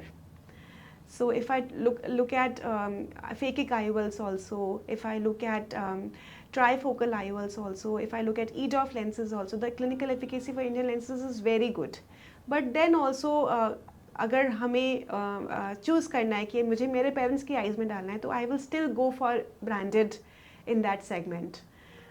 So that is the reputation I think they have built over the years, the branded segment. But for me, if my patient cannot afford an imported lens, then it is equal efficacy and almost negligible difference in the quality. So there is no difference clinically. But then also there is always the thing कि branded है वो, जैसे हम कपड़े भी खरीदने जाते हैं तो वो हमें होता है कि एक चीज़ branded है तो may be the quality will be a little better, but clinically efficacy wise I don't think there is a difference. Okay. अच्छा, एक बहुत इम्पॉर्टेंट एस्पेक्ट जो आपने अभी पॉडकास्ट के दौरान आया भी था कि किसी बच्चे के आँख में चोट लग जाती है, which is like very common कि कुछ ब्लंट ट्रॉमा हो गया या कोई ऑब्जेक्ट ही कोई कोना लग गया, हाँ पेनिट्रेटिंग ट्रॉमा हो गया। तो ऐसे केस में सपोज किसी का कॉर्निया ओपेक हो गया या जैसे आपने कहा डिफ्लेट हो जाती है आई, तो उसमें विजन रिस्टोर करने की क्या संभावना है? ब्लंट ट्रॉमा यूजुअली अलग अलग तरह के हो सकते हैं, उसके में कितना चोट लगा है, इफेक्ट कितना है चोट का। तो कई बार ब्लंट ट्रॉमा से हमारे पीछे मैक्युला में सूजन आ जाती है, या ब्लंट ट्रॉमा से रेटिना डिटैच हो जाती है, या विट्रस हैमरेज हो जाता है, या optic nerve avulsion, optic nerve ही बीच में से टूट जाती है because of the effect of the blunt trauma. वो आई स्ट्रेच करती है, जब ट्रॉमा होता है आँख के ऊपर तो वो स्ट्रेच कर जाती है, तो कई बार ऑप्टिक नर्व एवल्जन हो जाती है। ये सब ब्लंट ट्रॉमा में हो सकता है और बहुत केसेस में 80% केसेस में कोई इफेक्ट नहीं होता, उसको हम बार बार देखते हैं, सेफ रहती है। थोड़े बहुत टीयर्स आ जाते हैं आइरिस के अंदर और कभी कभार प्रेशर बढ़ सकता है, वो भी डील हो सकता है। तो कुछ एवल्जन भी ठीक हो जाती है? एवल्जन ठीक नहीं होती। ऑप्टिक रेटिनल डिटैचमेंट उसको करेक्ट करना पड़ता है, बट उसमें जाइंट रेटिनल टीयर्स की बहुत संभावना रहती है कि बहुत बड़ा टीयर है, उसको सील करना बहुत मुश्किल होता है। सो अलग अलग वेराइटी ऑफ चोट लग सकती है, चोट का कितना प्रभाव है वो तो पेशेंट टू पेशेंट डिपेंड करता है। बट ब्लंट ट्रॉमा के बाद दिखाना बहुत ज़रूरी है। कई बार चीज़ें हिडन रहती हैं। सपोज आपकी रेटिना में कोई टीयर बन गया है जिसकी वजह से डिटैचमेंट अभी नहीं हुई है, एक छेद बन गया आपके कैमरे के, आपकी रेटिना के अंदर, और छेद में अभी फ्लूइड नहीं गया है तो वो डिटैच नहीं हुआ है, उखड़ा नहीं है अपनी जगह से, और वो उखड़ेगा अगले 6-7 महीने से 8 महीने बाद। कोई डायलिसिस है, वहाँ से फ्लूइड सीपेज होएगा 7-8 महीने बाद, तो वो आपको पता ही नहीं चलेगा। और अर्ली स्टेज पे आप जाते और स्क्रीन करवाते अपने आप को, तो उस समय लेज़र हो सकता था उस रेटिना के होल को, जो हमने चांस लूज़ कर दिया। वैसे ही कई बार प्रेशर बढ़ जाता है चोट के बाद, जो पेशेंट को पता ही नहीं चलता अगर वो नहीं दिखाने गया तो वो प्रेशर जो है आगे जाके ग्लोकोमा और ऑप्टिक नर्व में सुखाना, जो मैंने कहा था कि ऑप्टिक नर्व को डैमेज कर सकता है और वो आपको लेट स्टेजेस पे पता चल सकता है। तो कभी भी कोई भी चोट लगी, चाहे ब्लंट ट्रॉमा हुआ, पेनिट्रेटिंग ट्रॉमा में क्या होता है, आँख में एक कट आ जाता है तो उसको इमीडिएटली उसी दिन सीलना पड़ता है, सिलाई करनी पड़ती है, स्टिचेस लगाने पड़ते हैं उसके अंदर। तो पेनिट्रेटिंग ट्रॉमा इज़ डेफिनेटली बहुत ज़्यादा डरावना है, क्योंकि उसमें हमें इमीडिएटली स्टिचिंग करनी है। स्टिचिंग हमने लेट की या कुछ सामान आँख में से कंटेंट्स निकल गए उस परफोरेशन के थ्रू, तो वो नुकसान करता है। कई बार लेंस निकल जाता है, कई बार रेटिनल डिटैचमेंट हो जाती है उस परफोरेशन के थ्रू। तो ये सब चीज़ें हैं कि वो बहुत ही जेंटली हैंडल करना होता है, बहुत इमरजेंसी प्रोसीजर है, बहुत क्विकली उसको हमें उसको हैंडल करना पड़ता है। बट ब्लंट ट्रॉमा को अगले दिन आप जब भी आपको हुआ है, अगले दिन अपने डॉक्टर से ज़रूर मिलिए। कुछ चीज़ें हिडन रह जाती हैं जो उसी समय हमें देखना ज़रूरी है, और फॉलोअप्स बहुत ज़रूरी है इन केसेस में। तो दोनों की अप्रोचेस बहुत डिफरेंट है। बट कुछ भी ट्रॉमा का केस है, पटाखों का केस हमारे पास बहुत आते हैं, फायर क्रैकर इंजरीज़, जिसमें ब्लंट ट्रॉमा भी होते हैं और पेनिट्रेटिंग ट्रॉमा भी हो सकते हैं। तो उससे बच्चों की और बड़ों की भी बहुत विजन लूज़ होती है। तो बहुत ध्यान से ये सब चीज़ें करनी है, क्योंकि उस समय तो पता नहीं चलता, बट आंखें एक बार जाने के बाद फिर हमें उनकी अहमियत पता चलती है कि हमें थोड़ा सा और कॉशन लेके काम करना है। इतने पटाखों वाले एक्सीडेंट्स देखने के बाद आप दिवाली में पटाखे फोड़ते हो या नहीं? डेफिनेटली फोड़ती हो, दिवाली पे तो पटाखे फोड़ना बनता है, but we have to take proper precautions कि हाथ में रख के नहीं जलाना, कुछ जला रहे हो तो वहाँ से पीछे हो जाओ। मतलब पटाखे जलाने हैं, एंजॉय भी करना है, बट प्रिकॉशंस के साथ। That is very very important. अच्छा, कॉर्निया कब ट्रांसप्लांट करना पड़ता है? कहते हैं ना कॉर्निया ट्रांसप्लांट, कॉर्निया ये कब ट्रांसप्लांट होता है? इनफैक्ट आई डोनेशन की जब हम बात करते हैं तो कॉर्निया ही डोनेट होते हैं। तो what is that? So cornea जो हमारे आगे की पुतली है, जो हमें एक्चुअली ब्राउन कलर की दिखती है, बट वो ट्रांसपेरेंट है। ब्राउन इज़ द उसके पीछे का आइरिस वाला पार्ट, उसको हम कॉर्निया कहते हैं, और उसका ट्रांसप्लांट होता है। और इतना एडवांस टेक्निक हो गया कि पहले तो पूरी जो डोनर कॉर्निया होते हैं, जो डेड ऑर्गन्स होते हैं, उनसे हम रिट्रीव करते हैं। तभी हम कहते हैं कि प्लेज करो कि अपनी आंखें डोनेट करोगे। आंखें डोनेट करने का मतलब ये होता है कि हम कॉर्निया डोनेट कर रहे हैं, उसमें से हम कॉर्निया निकाल के किसी जीवित पेशेंट की आंख में लगाते हैं। तो पहले तो पूरा का पूरा कॉर्निया लगाते थे, अब उसकी मल्टीपल लेयर्स की टेक्निक है कि अगर किसी का पीछे वाला पुतली का हिस्सा खराब है तो सिर्फ हम पीछे वाला निकाल के लगाएंगे, आगे वाली पुतली खराब है तो सिर्फ आगे वाला पोर्शन लगाएंगे। इससे क्या होता है, जब हम बहुत छोटे छोटे सेगमेंट्स निकाल के लगाते हैं तो फेल होने का चांस उस प्रोसीजर को बहुत कम हो जाता है। क्योंकि जब हम किसी और व्यक्ति का कोई भी बॉडी पार्ट आपके बॉडी में लगाते हैं तो हमारी बॉडी उसके अगेंस्ट रिएक्ट करती है, उसके अगेंस्ट एंटीबॉडीज़ बनाती है, उसको फेल होने का चांस हो जाता है विद टाइम।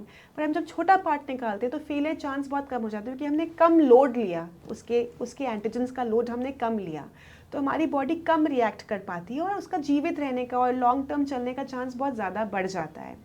तो और आजकल हम आपके मतलब जो डोनर कॉर्निया है उसको हम कल्चर पे रखकर उसको मल्टीप्लाई कर सकते हैं। आर्टिफिशियल कॉर्नियाज इस तरह से बन रहे हैं, मतलब in your hospital also? not in our hospital, but in the West, the study has been performed where they are growing artificial cornea using the cells from the donor.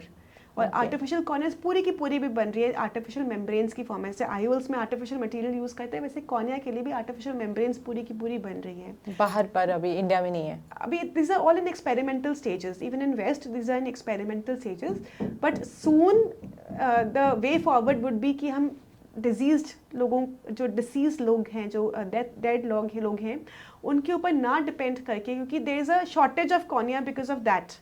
अभी भी रजिस्ट्री बनी होती है, वेटिंग बहुत 2-2 3-3 साल की होती है, तो पेशेंट क्योंकि कम होते हैं जिनसे अवेलेबल होती है कॉर्निया पर, जो रिक्वायरमेंट है वो हमारी ज़्यादा है। तो इस सब चीज़ों को जो शॉर्टफॉल है, अगर हम आर्टिफिशियल कॉर्निया मैन्युफैक्चर कर सकते हैं या कॉर्नियल सेल्स को मल्टीप्लाई करके लगा सकते हैं, तो that will be the way forward in future, कि इस तरह से पेशेंट्स को कॉर्नियल ओपेसिटी के साथ नहीं रहना पड़ेगा। प्लस फेलियर रेट कम हो जाएगा। अगर हम आर्टिफिशियल कॉर्नियाज लगाएंगे तो उस कॉर्निया का फेलियर रेट, जो एंटीजन हम उसको डाल रहे हैं, वो डेफिनेटली कम हो जाएगा, antigen load. So I think that is the way forward and research is going on in this direction and we are all looking forward कि ये एक बहुत बड़ा गैप है कॉर्नियल ट्रांसप्लांट सर्जरी में, जो हमें इसको डील करने में बहुत ज़्यादा हेल्प देगा। तो जैसे कैटरैक्ट में समझ आते हैं कि लेंस के ऊपर प्रोटीन आ गया, दिखना बंद हो गया, या काला मोतिया में आपने कहा कि फ्लूइड नहीं जा पाते, उस वजह से ओपेसिटी आई आँख में, या नस सूख गई आपने कहा। इसमें कॉर्निया में क्या ऐसी बीमारी होती है कि उसको हटा के नया कॉर्निया लगाना पड़ता है? तो कॉर्निया में बहुत तरह से बीमारियां हो सकती है। सबसे इम्पॉर्टेंट कॉज तो हमारी कंट्री में है इन्फेक्शंस। अच्छा। हर तरह के इन्फेक्शंस कॉर्निया में हो सकते हैं, और जब इन्फेक्शंस आते हैं तो अपने साथ ब्लड वेसल्स को लेके आते हैं। कॉर्निया में ब्लड वेसल्स नहीं होती, it is N avascular structure. पर जब इन्फेक्शंस आते हैं वो ब्लड वेसल्स को लेके आते हैं, ब्लड आ जाता है, उसमें मल्टीपल, उसमें white blood cells, red blood cells, histiocytes, तो वो ओपेसिफिकेशन स्टार्ट हो जाती है। और जब वो हील भी हो जाता है तो वहाँ पे सूजन के बाद स्कारिंग हो जाती है। स्कारिंग ऐसी होती है कि वो सफ़ेदी रह जाती है, और वो अलग अलग लेवल्स पे हो सकती है, पूरी कॉर्निया को इन्वॉल्व कर सकती है। तो first and foremost cause is infection, जो बच्चों में पैदाइशी के तौर पे भी हो सकता है और बाद में भी कभी भी इन्फेक्शन हो सकता है।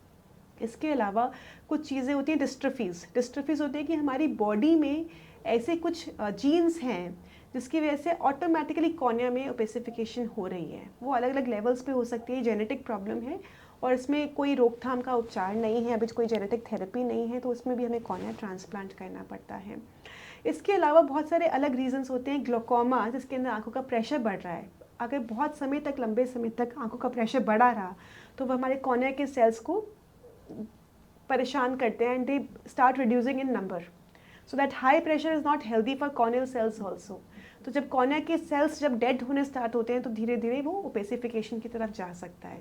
किसी की कोई सर्जरी हुई है, सर्जरी के टाइम पे कॉर्निया में हमने इतना हाई एनर्जी दी कि वो कॉर्निया के सेल्स को नेगेटिवली इम्पैक्ट करके सर्जरी के बाद भी कई बार पेशेंट्स का कॉर्निया ओपेसिफाई हो सकता है। तो बहुत सारे रीजंस हैं, और इन सब रीजंस में, इन सब चीज़ों में हमें कॉर्नियल ट्रांसप्लांट की ज़रूरत पड़ सकती है।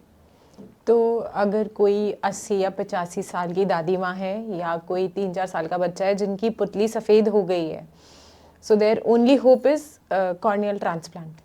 So it depends whether that that disease is treatable और नॉट। जैसे मैंने आपको बताया कई बार सूजन हो जाती है, सूजन को हम ठीक कर सकते हैं, तो वो डॉक्टर ही असेस करके बता सकता है कि it is a permanent failure of the corneal cells और it is a temporary failure which can be recovered. So अगर परमानेंट है और पूरा सफ़ेद हो गया है तो कॉर्नियल ट्रांसप्लांट के अलावा हमारे पास कोई ऑप्शन नहीं है। पर जब हम कंपेयर करेंगे 3 से 4 साल का बच्चा या फिर 80 साल की माता जी, तो हम 2 चीज़ें देखते हैं कि दोनों आँखों में बीमारी है कि एक आँख में। जिस व्यक्ति को दोनों आँखों में बीमारी है वो हमारे लिए प्रायोरिटी है ट्रांसप्लांट के लिए, कंपेयर टू जिसमें एक आँख में बीमारी है। और दूसरा हम देखते हैं कि बच्चा है तो वो हमारे लिए प्रायोरिटी है कंपेयर टू एन 80-year-old जिनकी लाइफ इतनी ज़्यादा नहीं है। So this is how we calculate our priority for corneal transplantation because of the long waiting times. जैसे आपने अभी कॉर्निया का बताया कि रिसर्च चल रही है, या हमारी एक लिमिटेशन है कि उतने हमें कॉर्निया नहीं मिल पाते डोनर, ऐसे ही लाइक इफ़ वी से ना कि फ्यूचर ऑफ आई सर्जरी या कहाँ कहाँ पे गैप्स है या क्या क्या रिसर्च चल रही है जो अभी अवेलेबल नहीं है पर आने वाले टाइम में पेशेंट्स के लिए अवेलेबल हो जाएगा, तो ऐसी कोई होप वाली चीज़ आप बताओ। जैसे स्टेम सेल है ना, तो ऐसा आई थिंक मैंने अभी रिसेंटली पढ़ा था, ऑर्बिटल पूरा ऑर्बिट भी ट्रांसप्लांट करा है, बस उसको ऑप्टिक नर्व से नहीं जोड़ पाए हैं, वहाँ पे अटक गया है। सो आई थिंक जो मेजर गैप है वो ऑप्टिक नर्व का ही है इस समय, कि ऑप्टिक नर्व एक बार आपकी डिजीज़ हो जाती है because that is a brain cell. So वो अगर डिजीज़ हो जाती है तो वी हैव नो ट्रीटमेंट। अगर नस की प्रॉब्लम है तो उसमें कोई ट्रीटमेंट नहीं है, and that is the most important gap. या फिर आपकी रेटिना में जो जहाँ से नर्व फाइबर सप्लाई हो रहे हैं ऑप्टिक नर्व को, वहाँ पे कोई, ये हमारे एंड ऑर्गन्स हैं, तो अगर कैमरा ख़राब है या कैमरा का जो कनेक्शन है वही ख़राब है तो हम अभी तक कुछ नहीं कर पाए हैं। तो उसके लिए स्टेम सेल ट्रीटमेंट है बट वो इतनी एफिकेशियस नहीं है अभी। हम डाल तो रहे हैं, कुछ पेशेंट्स में सब्जेक्टिव इम्प्रूवमेंट होती है बट 100% नहीं है, और बहुत मिनिमल इम्प्रूवमेंट है जिनमें इम्प्रूवमेंट भी है, रिवर्सल बहुत कम पेशेंट्स में है। और कुछ जेनेटिक प्रॉब्लम्स भी होती हैं ऑप्टिक नर्व की, कि पेशेंट को फैमिली चले जा रहा है, उसके दादी माँ को भी था कि वो एक एज पे आके ब्लाइंड हो गए थे, उनके आगे मम्मी पापा को हुआ, मम्मी या पापा में से किसी को, अब उनकी फैमिली में है और उनके आगे बच्चों को भी होगा। So this is a natural curve that the patient's family trajectory that the patient's family is going to take, but हमारे पास इसका अभी भी उपचार नहीं है। तो इन सब चीज़ों के लिए बहुत ज़रूरी है, बहुत सारी चीज़ें बनी, ट्राई हो रही हैं, बट अभी तक कोई ऐसा चीज़ नहीं आई है कि ऑप्टिक नर्व को हम स्टिमुलेट करके ब्रेन सेल्स तक इन्फॉर्मेशन पहुंचा सकें। ट्रायल्स चल रहे हैं स्टेम सेल्स के भी, डिवाइसेस के भी, जो 3D डिवाइसेस हैं, स्मार्ट ग्लासेस भी आ गए हैं जो नेविगेशन में हेल्प करते हैं पेशेंट्स को, but these are all assistive devices. उस प्राइमरी ट्रीटमेंट को ठीक करने के लिए अभी तक नहीं हुआ है काम, एंड अगर वो हो जाता है तो that will be like the epitome कि हमने कॉन्कर कर लिया है आई डिजीजेस को, और there is nothing that the patient can not be treated for. तो ऑप्टिक नर्व का जिस दिन हो जाता है, but that is a long way forward, that is a long way, maybe 50 years, कि ऑप्टिक नर्व के लिए कोई स्टिमुलेशन करके किसी तरह से पेशेंट के ब्रेन तक इन्फॉर्मेशन पहुंचा के उसको सारा कुछ चीज़ें दिखाना। So that is the thing that will be the best that could have happened for ophthalmology and for our patients. अच्छा, बिकॉज आप मैनुअली भी करते हो और रोबोटिक और एआई बेस्ड सर्जरीज भी करते हो, दोनों में क्या डिफरेंस है या आपको क्या प्रेफरेंस है आपका खुद का? रोबोटिक सर्जरी में जो इंसेशंस हैं वो लेज़र की तरफ से होते हैं, तो laser makes them so compare to a blade. So a blade is a very sharp instrument that goes into your eye, comes back. It is also very precise. But जो robotic surgeries होती हैं जो laser के through करते हैं, उसमें आपका incision healing बहुत ज़्यादा फास्ट होगा, इंसेशन बहुत ज़्यादा प्रिसाइज बनेगा। इवन जो कैटरेक्ट सर्जरी में जो हम एक्सेस करते हैं, कैटरेक्ट जो लेंस है उसके अंदर एक ओपनिंग बनाते हैं उसको इमल्सिफाई करने के लिए सर्जरी के दौरान, वो ओपनिंग भी उससे बन सकती है। तो जो बहुत हार्ड कैटरेक्ट्स होते हैं उसको चॉप भी कर सकता है लेज़र, उसको लेंस के 8 हिस्सों में या 16 हिस्सों में जैसे हम डिटर्मिन करें। तो बहुत हार्ड केसेस जो होते हैं लेंसेज, जिसको हमें चॉप अल्ट्रासाउंड की एनर्जी से मैनुअली करना पड़ता है, उसमें एनर्जी बहुत यूज़ होती है जो कि पेशेंट की कॉर्निया को भी इफेक्ट कर सकती है। बहुत लेट स्टेजेस में जो आते हैं ग्रेड 4 ग्रेड 5, उनके लिए ये लेज़र बहुत ही ज़्यादा पावरफुल है क्योंकि पहले से ही आपको चॉप करके दे देगा, पेशेंट की आई में एनर्जी नहीं यूज़ हुई और वो लेज़र ने अपना काम कर दिया। It becomes easier for the surgeon, surgery की लेंथ बहुत कम हो जाती है और पेशेंट की जो कॉर्निया पे नेगेटिव इम्पैक्ट पड़ता है या बाकी टिश्यूज़ पे नेगेटिव इम्पैक्ट पड़ता है वो नहीं पड़ा। तो that way in some scenarios it is very very useful. और as a routine cataract surgery also जब हम लेजर से इंसेशंस बनाते हैं तो वूंड हीलिंग फास्टर होती है। जो आपका टीयर ब्रेक होता है, टीयर फिल्म ब्रेक होती है हमारी, उसका चांसेस बहुत कम हो जाते हैं, क्योंकि जितनी हीलिंग फास्ट होगी आपकी टीयर फिल्म फिर से रिस्टोर फास्टर होगी। तो ड्राई आइज, परसिस्टेंट इरिटेशन, ये सब चीज़ें बेटर हो जाती हैं after if you undergo FLACS surgery. बहुत ज़्यादा फर्क नहीं है, but there is some definite difference between the two of the surgeries. कई लोग कहते हैं ना दोनों आँखों की कैटरैक्ट सर्जरी एक साथ नहीं करानी चाहिए, so given the technology and the advancements what do you recommend? So we usually say this, क्योंकि अगर हम एक आंख में लेंस डालते हैं तो उसका हम अगर नेक्स्ट डे डिटर्मिन कर सकते हैं कि व्हाट इज़ हिज पावर। जैसे हमने पेशेंट को डाला और हमने उसको इमेट्रोपिया प्लान किया कि उसका प्लस दूर के लिए 0 रहेगा, but when it enters the eye there is a error of around 0.25 dioptres और 0.5 डायोप्टर्स, कि उसका चश्मे का नंबर सपोज -0.5 आ रहा है, -0.5 के साथ उसको साफ दिखाई दे रहा है, या +0.5 आ रहा है, तो हम दूसरी आई का सर्जरी उस तरह से कस्टमाइज़ कर सकते हैं कि एक आंख को दूर का अच्छा दिखाई दे रहा है, दूसरे को हम पास के लिए कर सकते हैं। इसको हम मोनोविजन कहते हैं, कि एक आंख आपकी दूर के लिए अच्छा दिख रहा है, एक आंख से आपको पास के लिए अच्छा दिख रहा है। तो this is the only reason कि हम कहते हैं कि थोड़ा सा 2-3 दिन रुक के हमें एक आई का रिफ्रैक्टिव एरर आपका पता चल जाए कि वो लेंस के डालने के बाद किस तरह से है, ताकि हम आपको दोनों आइज़ में स्पेक्टिकल फ्री कर सकते हैं। ओके, तो एक आंख से विजन अलग है और दूसरी से अलग है, तो Adaptation स्क्विंटिंग या नहीं कुछ ऐसा अडेप्टेशन नहीं बहुत होता? क्विकली होती है, कोई फ़र्क नहीं पड़ता। पहले भी सर्जरी से पहले दोनों आंखों का नंबर हमेशा हर किसी का अलग ही होता है, सेम पावर बहुत पर रेयरली फिर होता है। पावर तो मतलब चश्मा तो पहनना पड़ता है, इसमें पहनना पड़ता है कि नहीं पहनना पड़ता? नहीं पहन, इसीलिए हम कर रहे हैं Okay. कि आप स्पेक्टिकल इंडिपेंडेंट हो जाओ। एक आंख से आपको पास का हमें पता नहीं चलता, हमारी एक आई हमेशा डोमिनेंट रहती है। हाँ। हम कोई भी नहीं, काम दोनों करते से हैं, अलग दिखता है ऐसे अलग करके दिखता अगर है, आप देखो और तो। एक आई हमेशा डोमिनेंट होती है, the I which you use more. Sometimes कुछ चीज़ों में आप एक ही आई यूज़ कर रहे होते हो, आपको नहीं पता होता, and that is your dominant eye. निशाना लगाते हुए एक ही बंद होती है ना हमेशा, Exactly. ऐसा नहीं कि एक बार ये हो रही है एक बार ये। Exactly. So we have a dominant eye. Everybody has a dominant eye. And usually power is different for both the eyes. तो adaptation बहुत quick होती है, and the power difference is very minuscule. 0.5 diopters का, 0.75 diopters का, उस power के साथ ही हम उसको ऐसे इंटरप्ले करते हैं कि उसका एक आई से पास का अच्छा दिखाई दे, एक आई से दूर का अच्छा दिखाई दे, एंड ओवरऑल वो दूर के लिए इंडिपेंडेंट हो जाए। बट अगर किसी को सम पेशेंट्स प्रेजेंट कि हमें ट्रैवल करना है, तो हम अगले दिन ये कैलकुलेट करके पावर देख कर हम we can do surgery same day. Usually हम कैटरेक्ट सर्जरी नहीं करते कि दोनों आइज़ का इकट्ठे कर दिया 4 घंटे के गैप पे या 3 घंटे के गैप पे। So we usually stop and wait for 3-4 days, maybe 1 day, and then plan for the other eye surgery. अच्छा, किसी पेशेंट ने कैटरैक्ट सर्जरी कराई हो, कई बार होता है दोनों में से एक आंख की थोड़ी गड़बड़ हुई और एक आंख की ठीक हो गई, क्या रीडू भी होता है सर्जरी का कोई, कि आपको उससे विजन प्रॉपरली रिस्टोर नहीं हुआ या अभी भी ब्लरिंग है, तो they can get a surgery done again? So usually अगर ब्लरिंग रह जाती है तो ग्लासेस से ठीक हो जाती है, बिकॉज जो ये हम IOL पावर कैलकुलेट करते हैं ये फार्मूला बेस्ड है, और फार्मूला बेस्ड में बहुत जो हमारे लेंसेज भी अवेलेबल होते हैं वो 0.5 के गैप पे होते हैं। Suppose 17 dioptre, then 17.5 dioptre, then 18 dioptre. So 0.5 dioptre के इंक्रीमेंट्स या डेक्रीमेंट पे अवेलेबल होते हैं पावर। किसी का 17.25 आ रहा है इमेट्रोपिया, तो आपको 0.25 डायोप्टर तो आपको ऑटोमेटिकली हो गया, वो gap is there, so that will always be there. तो समटाइम्स पेशेंट सेज कि ब्लरिंग है, उसको साफ नहीं दिखाई दे रहा, स्पेशली बहुत बारीक काम करते हैं तो उनको चश्मे का नंबर दिया जा सकता है in the post op. Usually दोबारा सर्जरी के अनलेस कोई कॉम्प्लिकेशन हुई है इट इज़ नॉट रिक्वायर्ड। क्योंकि हर सेंटर में इतना प्रिसिजन नहीं होता, और मतलब ये कैटरैक्ट सर्जरी इतनी मतलब वो है एक एक रूम के क्लिनिक में भी हो जाती हैं, Yes. है ना। एंड आई थिंक इंडिया में ही सबसे ज़्यादा कैटरैक्ट सर्जरी होती है जो मैं पढ़ रही थी। Yes. तो अगर किसी का प्रोसीजर ठीक नहीं हुआ या उसको लग रहा है कि मेरे को डिस्कम्फर्ट है या नहीं है, तो there There is can be n number of reasons.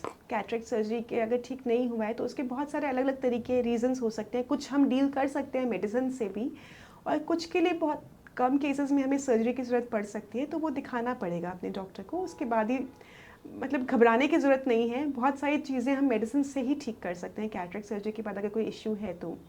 और बहुत रेयर सिनेरियो में लेंस एक्सचेंज की ज़रूरत पड़ती है कि लेंस निकाल के दूसरा लेंस डालें, that is a very very rare scenario. Okay. अच्छा, आपने बोला ना 40 के बाद सबको अपना साल में एक बारी आई चेकअप तो करना चाहिए, तो suppose somebody goes to your clinic, so what how much does eye health checkup cost? So a usual consultation is around 1000 rupees.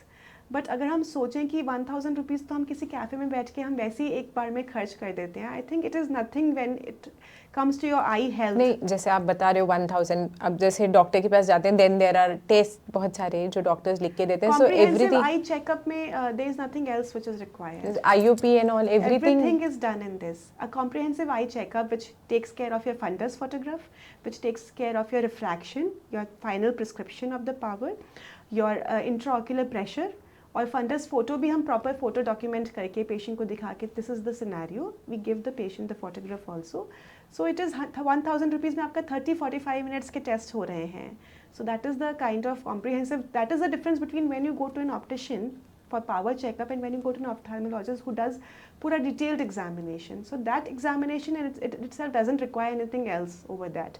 Unless you have a disease, then the scenario may be different. But if you are a healthy patient, then nothing else is required. Compare that to a annual blood and body checkup where people shell out 3,000-4,000 rupees even when they're normal. Right. And that is invasive too, and patients don't mind it. People don't mind it when they're going for that. So that is where we are lacking in promoting the eye health, that it is a mandatory step for you, and diseases remain asymptomatic. आपको पता ही नहीं चल रहा आपकी बीमारियां इतनी बढ़ी हुई हैं, तो एक ये मैंडेटरी चीज़ है जो आपको करवानी ही है. तो जब हम अपनी हेल्थ के बारे में सोचते हैं, एक्चुअली हम पैसों के बारे में नहीं सोचते उस पॉइंट पे कि हमें कितने पैसे लगेंगे. For us eye health is important. So उस लेवल तक पहुंचने में मुझे लगता है अभी टाइम है. लोग आई हेल्थ के बारे में अवेयरनेस भी नहीं है. अवेयरनेस नहीं है कि इवन जो कॉर्पोरेट हॉस्पिटल्स हैं जो एनुअल चेकअप करते हैं, हार्ट अटैक आता है वो सबको पता है, विजन जाता है ये नहीं पता है बहुत लोगों को. यस. अच्छा, आपने कुछ आई सेतु करके कुछ लॉन्च भी करा है. Is it a service, is it an app, ताकि जो लोग हॉस्पिटल तक नहीं आ सकते उनको पहुंचाने के लिए, उसके बारे में थोड़ा डिटेल्स में बताइए. सो eye Setu is a project जो मेरे दिल के बहुत ज़्यादा पास है या बहुत करीब है, क्योंकि मैंने अपने 15 साल की प्रैक्टिस में बहुत देखा है पेशेंट्स को ब्लाइंडनेस के साथ आते हुए, विजुअल इम्पेयरमेंट के साथ आते हुए. और ऐसा हम सोचते हैं कि शायद गरीब लोग होते होंगे, इलिटरेट लोग होते होंगे जो इनके साथ ये प्रॉब्लम होती होगी कि बहुत लेट पहुँचे. ऐसा नहीं है, ये हम बहुत सीरियसली मिस्टेकन है. बहुत पढ़े लिखे, लिटरेट, एजुकेटेड प्रोफेशनल्स और उनके पेरेंट्स, उनको हमने ये बीमारियों से सफ़र होते हुए देखा है कि they come at a very very late stage जब इरिवर्सिबल ब्लाइंडनेस हो जाती है, क्योंकि अवेयरनेस की प्रॉब्लम है या इतनी प्रायोरिटी हमने नहीं दी. डॉक्टर ने आपको बोला है कि हाँ आपको डायबिटीज़ है, आपको अपने आई सर्जन को भी दिखाना है, बट आपने उसको बहुत सीरियसली नहीं लिया कि मुझे तो कोई इश्यू नहीं आ रहा है. और वो लेट स्टेजेस पे जब वो इरिवर्सिबल नहीं है, उसको हम वापस से ठीक नहीं कर सकते, उस स्टेज तक आप पहुंच गए हैं. या ग्लोकोमा के बारे में आपकी फैमिली हिस्ट्री है पर आपने इग्नोर करते रहे, या फैमिली हिस्ट्री नहीं भी है पर आपको थोड़े बहुत माइल्ड सिम्टम्स रहे या सिम्टम्स नहीं भी रहे, लेकिन आपने आई डॉक्टर तक नहीं पहुँचे, चश्मे का नंबर बार बार चेक करा लिया. तो उस चीज़ को ठीक करने के लिए हम आई सेतु लेके आए हैं कि आप अपने घर पे बैठे बैठे अपने कंफर्ट से, आप बिज़ी प्रोफेशनल हैं कि टाइम ही नहीं है हमारी तरह कि हाँ जाएंगे डॉक्टर के पास, एक डेंटल अपॉइंटमेंट के लिए भी 3-3 महीने खिंच जाता है. या फिर आप बच्चे हो जो स्कूल गोइंग हो, शाम को क्लासेस होती हैं, सुबह स्कूल होता है, बीच में टाइम ही नहीं निकल पाता कि मम्मी भी फ्री हो, पापा भी फ्री हो और बच्चा भी फ्री हो. और जब जाएँ तो एक प्रोजेक्ट है घर के लिए कि 3 लोग अपना अपना टाइम निकाल के जा रहे हैं. जाने आने का ट्रैफिक में ट्रैफिक क्योस, वहाँ पे बैठ के 3 घंटे वेटिंग टाइम, ड्रॉप्स डालना. So as a family it is a tedious process and you have to plan your day accordingly. और अगर हम एल्डरली सिटीजन्स की बात करें तो वो तो बहुत, हम इंडिया में सिनेरियो देखते हैं that parents are living alone. उनके बच्चे या तो जॉब की वजह से या किसी भी वजह से दिल्ली से बाहर रह रहे हैं, किसी और शहर में रह रहे हैं, आउटसाइड इंडिया रह रहे हैं. और जब पेशेंट की आँखों में कमज़ोरी है तो उनको बाहर निकलने में शाम के वक्त या किसी भी वक्त वैसे ही डर लगता है. कैब बुक कराना, अकेले आना, किसी के ऊपर डिपेंडेंट होना कि कोई मिल जाए जो मेरे साथ चल पड़े बच्चों की एब्सेंस में. तो ये एक रियल टाइम सिनेरियो है. और जो अभी तक हमने अपने 2 महीने की आई सेतु की प्रैक्टिस में देखा है कि हम उन पेशेंट्स को केटर कर पा रहे हैं जो कभी हमारे पास पहुँचे ही नहीं, जो जिनके बारे में मुझे पता ही नहीं था इतने सालों में. वो ऐसे पेशेंट हैं जिनको स्ट्रोक हो चुका है, वो डायग्नोज केसेस ऑफ ग्लोकोमा या डायबिटिक रेटिनोपैथी हैं और 2 साल से बेड रिडन है और दोबारा कभी दिखाई नहीं पाए और उनकी डिजीज़ प्रोग्रेस होती जा रही है. हमने ऐसे पेशेंट्स देखे स्ट्रोक वाले, हमने ऐसे पेशेंट्स देखे जो फीडिंग ट्यूब पे हैं कैंसर सर्जरी के बाद, जो जिनको फ्रैक्चर हुए हुए हैं और वो डिसेबल्ड हैं, बेड रिडन हैं, जिनको दोनों आंखों में मैच्योर कैटरेक्ट्स हैं, वो 4th फ्लोर पे रहते हैं विदाउट लिफ्ट और वो हिम्मत ही नहीं कर पा रहे कि नीचे उतर के कैसे दिखाएं। तो इस तरह के patients, other than the busy professionals and children, we have catered to such elderly patients. So how does eye Setu bridge that gap? मतलब आप पहुंच गए, आपने so eye Setu brings the change in the practice कि हमारी पूरी ऑप्टोमेट्रिस्ट की हमारी 2 सीनियर ऑप्टोमेट्रिस्ट की टीम पूरे डायग्नोस्टिक किट्स के साथ जो हॉस्पिटल में जो इक्विपमेंट है उनका हैंड हेल्ड वर्जन जो कि equally FDA approved and validated है, AI बेस्ड है, वो किट लेके घर पहुंचते हैं, आपके 30-45 मिनट्स लगा के आपका पूरा एग्जामिनेशन करते हैं, including your eye pressure, your fundus photograph, और वो रियल टाइम जो डॉक्टर बैठा है हॉस्पिटल में उसके पास ट्रांसफ़र हो रही हैं।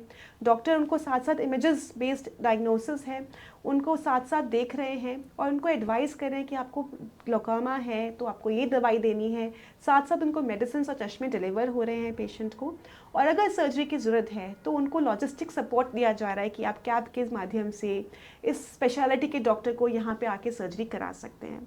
So this has been revolutionary so far कि patients have gained immensely and the kind of reviews that they have given us, और हमें एक्चुअली में हमने ऐसे एलीट पेशेंट्स को भी देखा है इस 2 महीने में जो they were big names in their times but now they are diseased, so and they don't have access to going to the eye hospital. So I think this has really made a difference in the way eye diseases were being tackled previously. आपने I think इस तरह का कुछ भी build करने के लिए जो सोच चाहिए, इट रियली नीड्स कंपैशन, और कोई जो दिल से अपने पेशेंट्स के लिए सोच पाए वो ही ऐसा कर सकता है।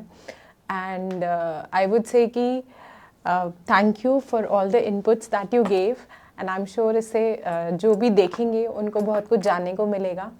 और मैं तो पक्का अपने पेरेंट्स को, अपने हस्बैंड को, सबको आई चेकअप के लिए भेजने वाली हूँ डॉक्टर शिखा के पास, and you decide for yourself. Thank you so much. Thank you so much, thank you so much. Bollywood ने हमें सिखाया कि आँखों से गोली मारी जा सकती है, आंखें लड़ जाती हैं, आंखों में जादू होता है, आंखें गुस्ताखियाँ करती हैं और आंखों में अजब सी अदाएं होती हैं। लेकिन आज डॉक्टर शिखा से हमने सीखा कि आंखें सिर्फ इशारे नहीं करती, वो बीमारी की खामोश चेतावनी भी देती हैं।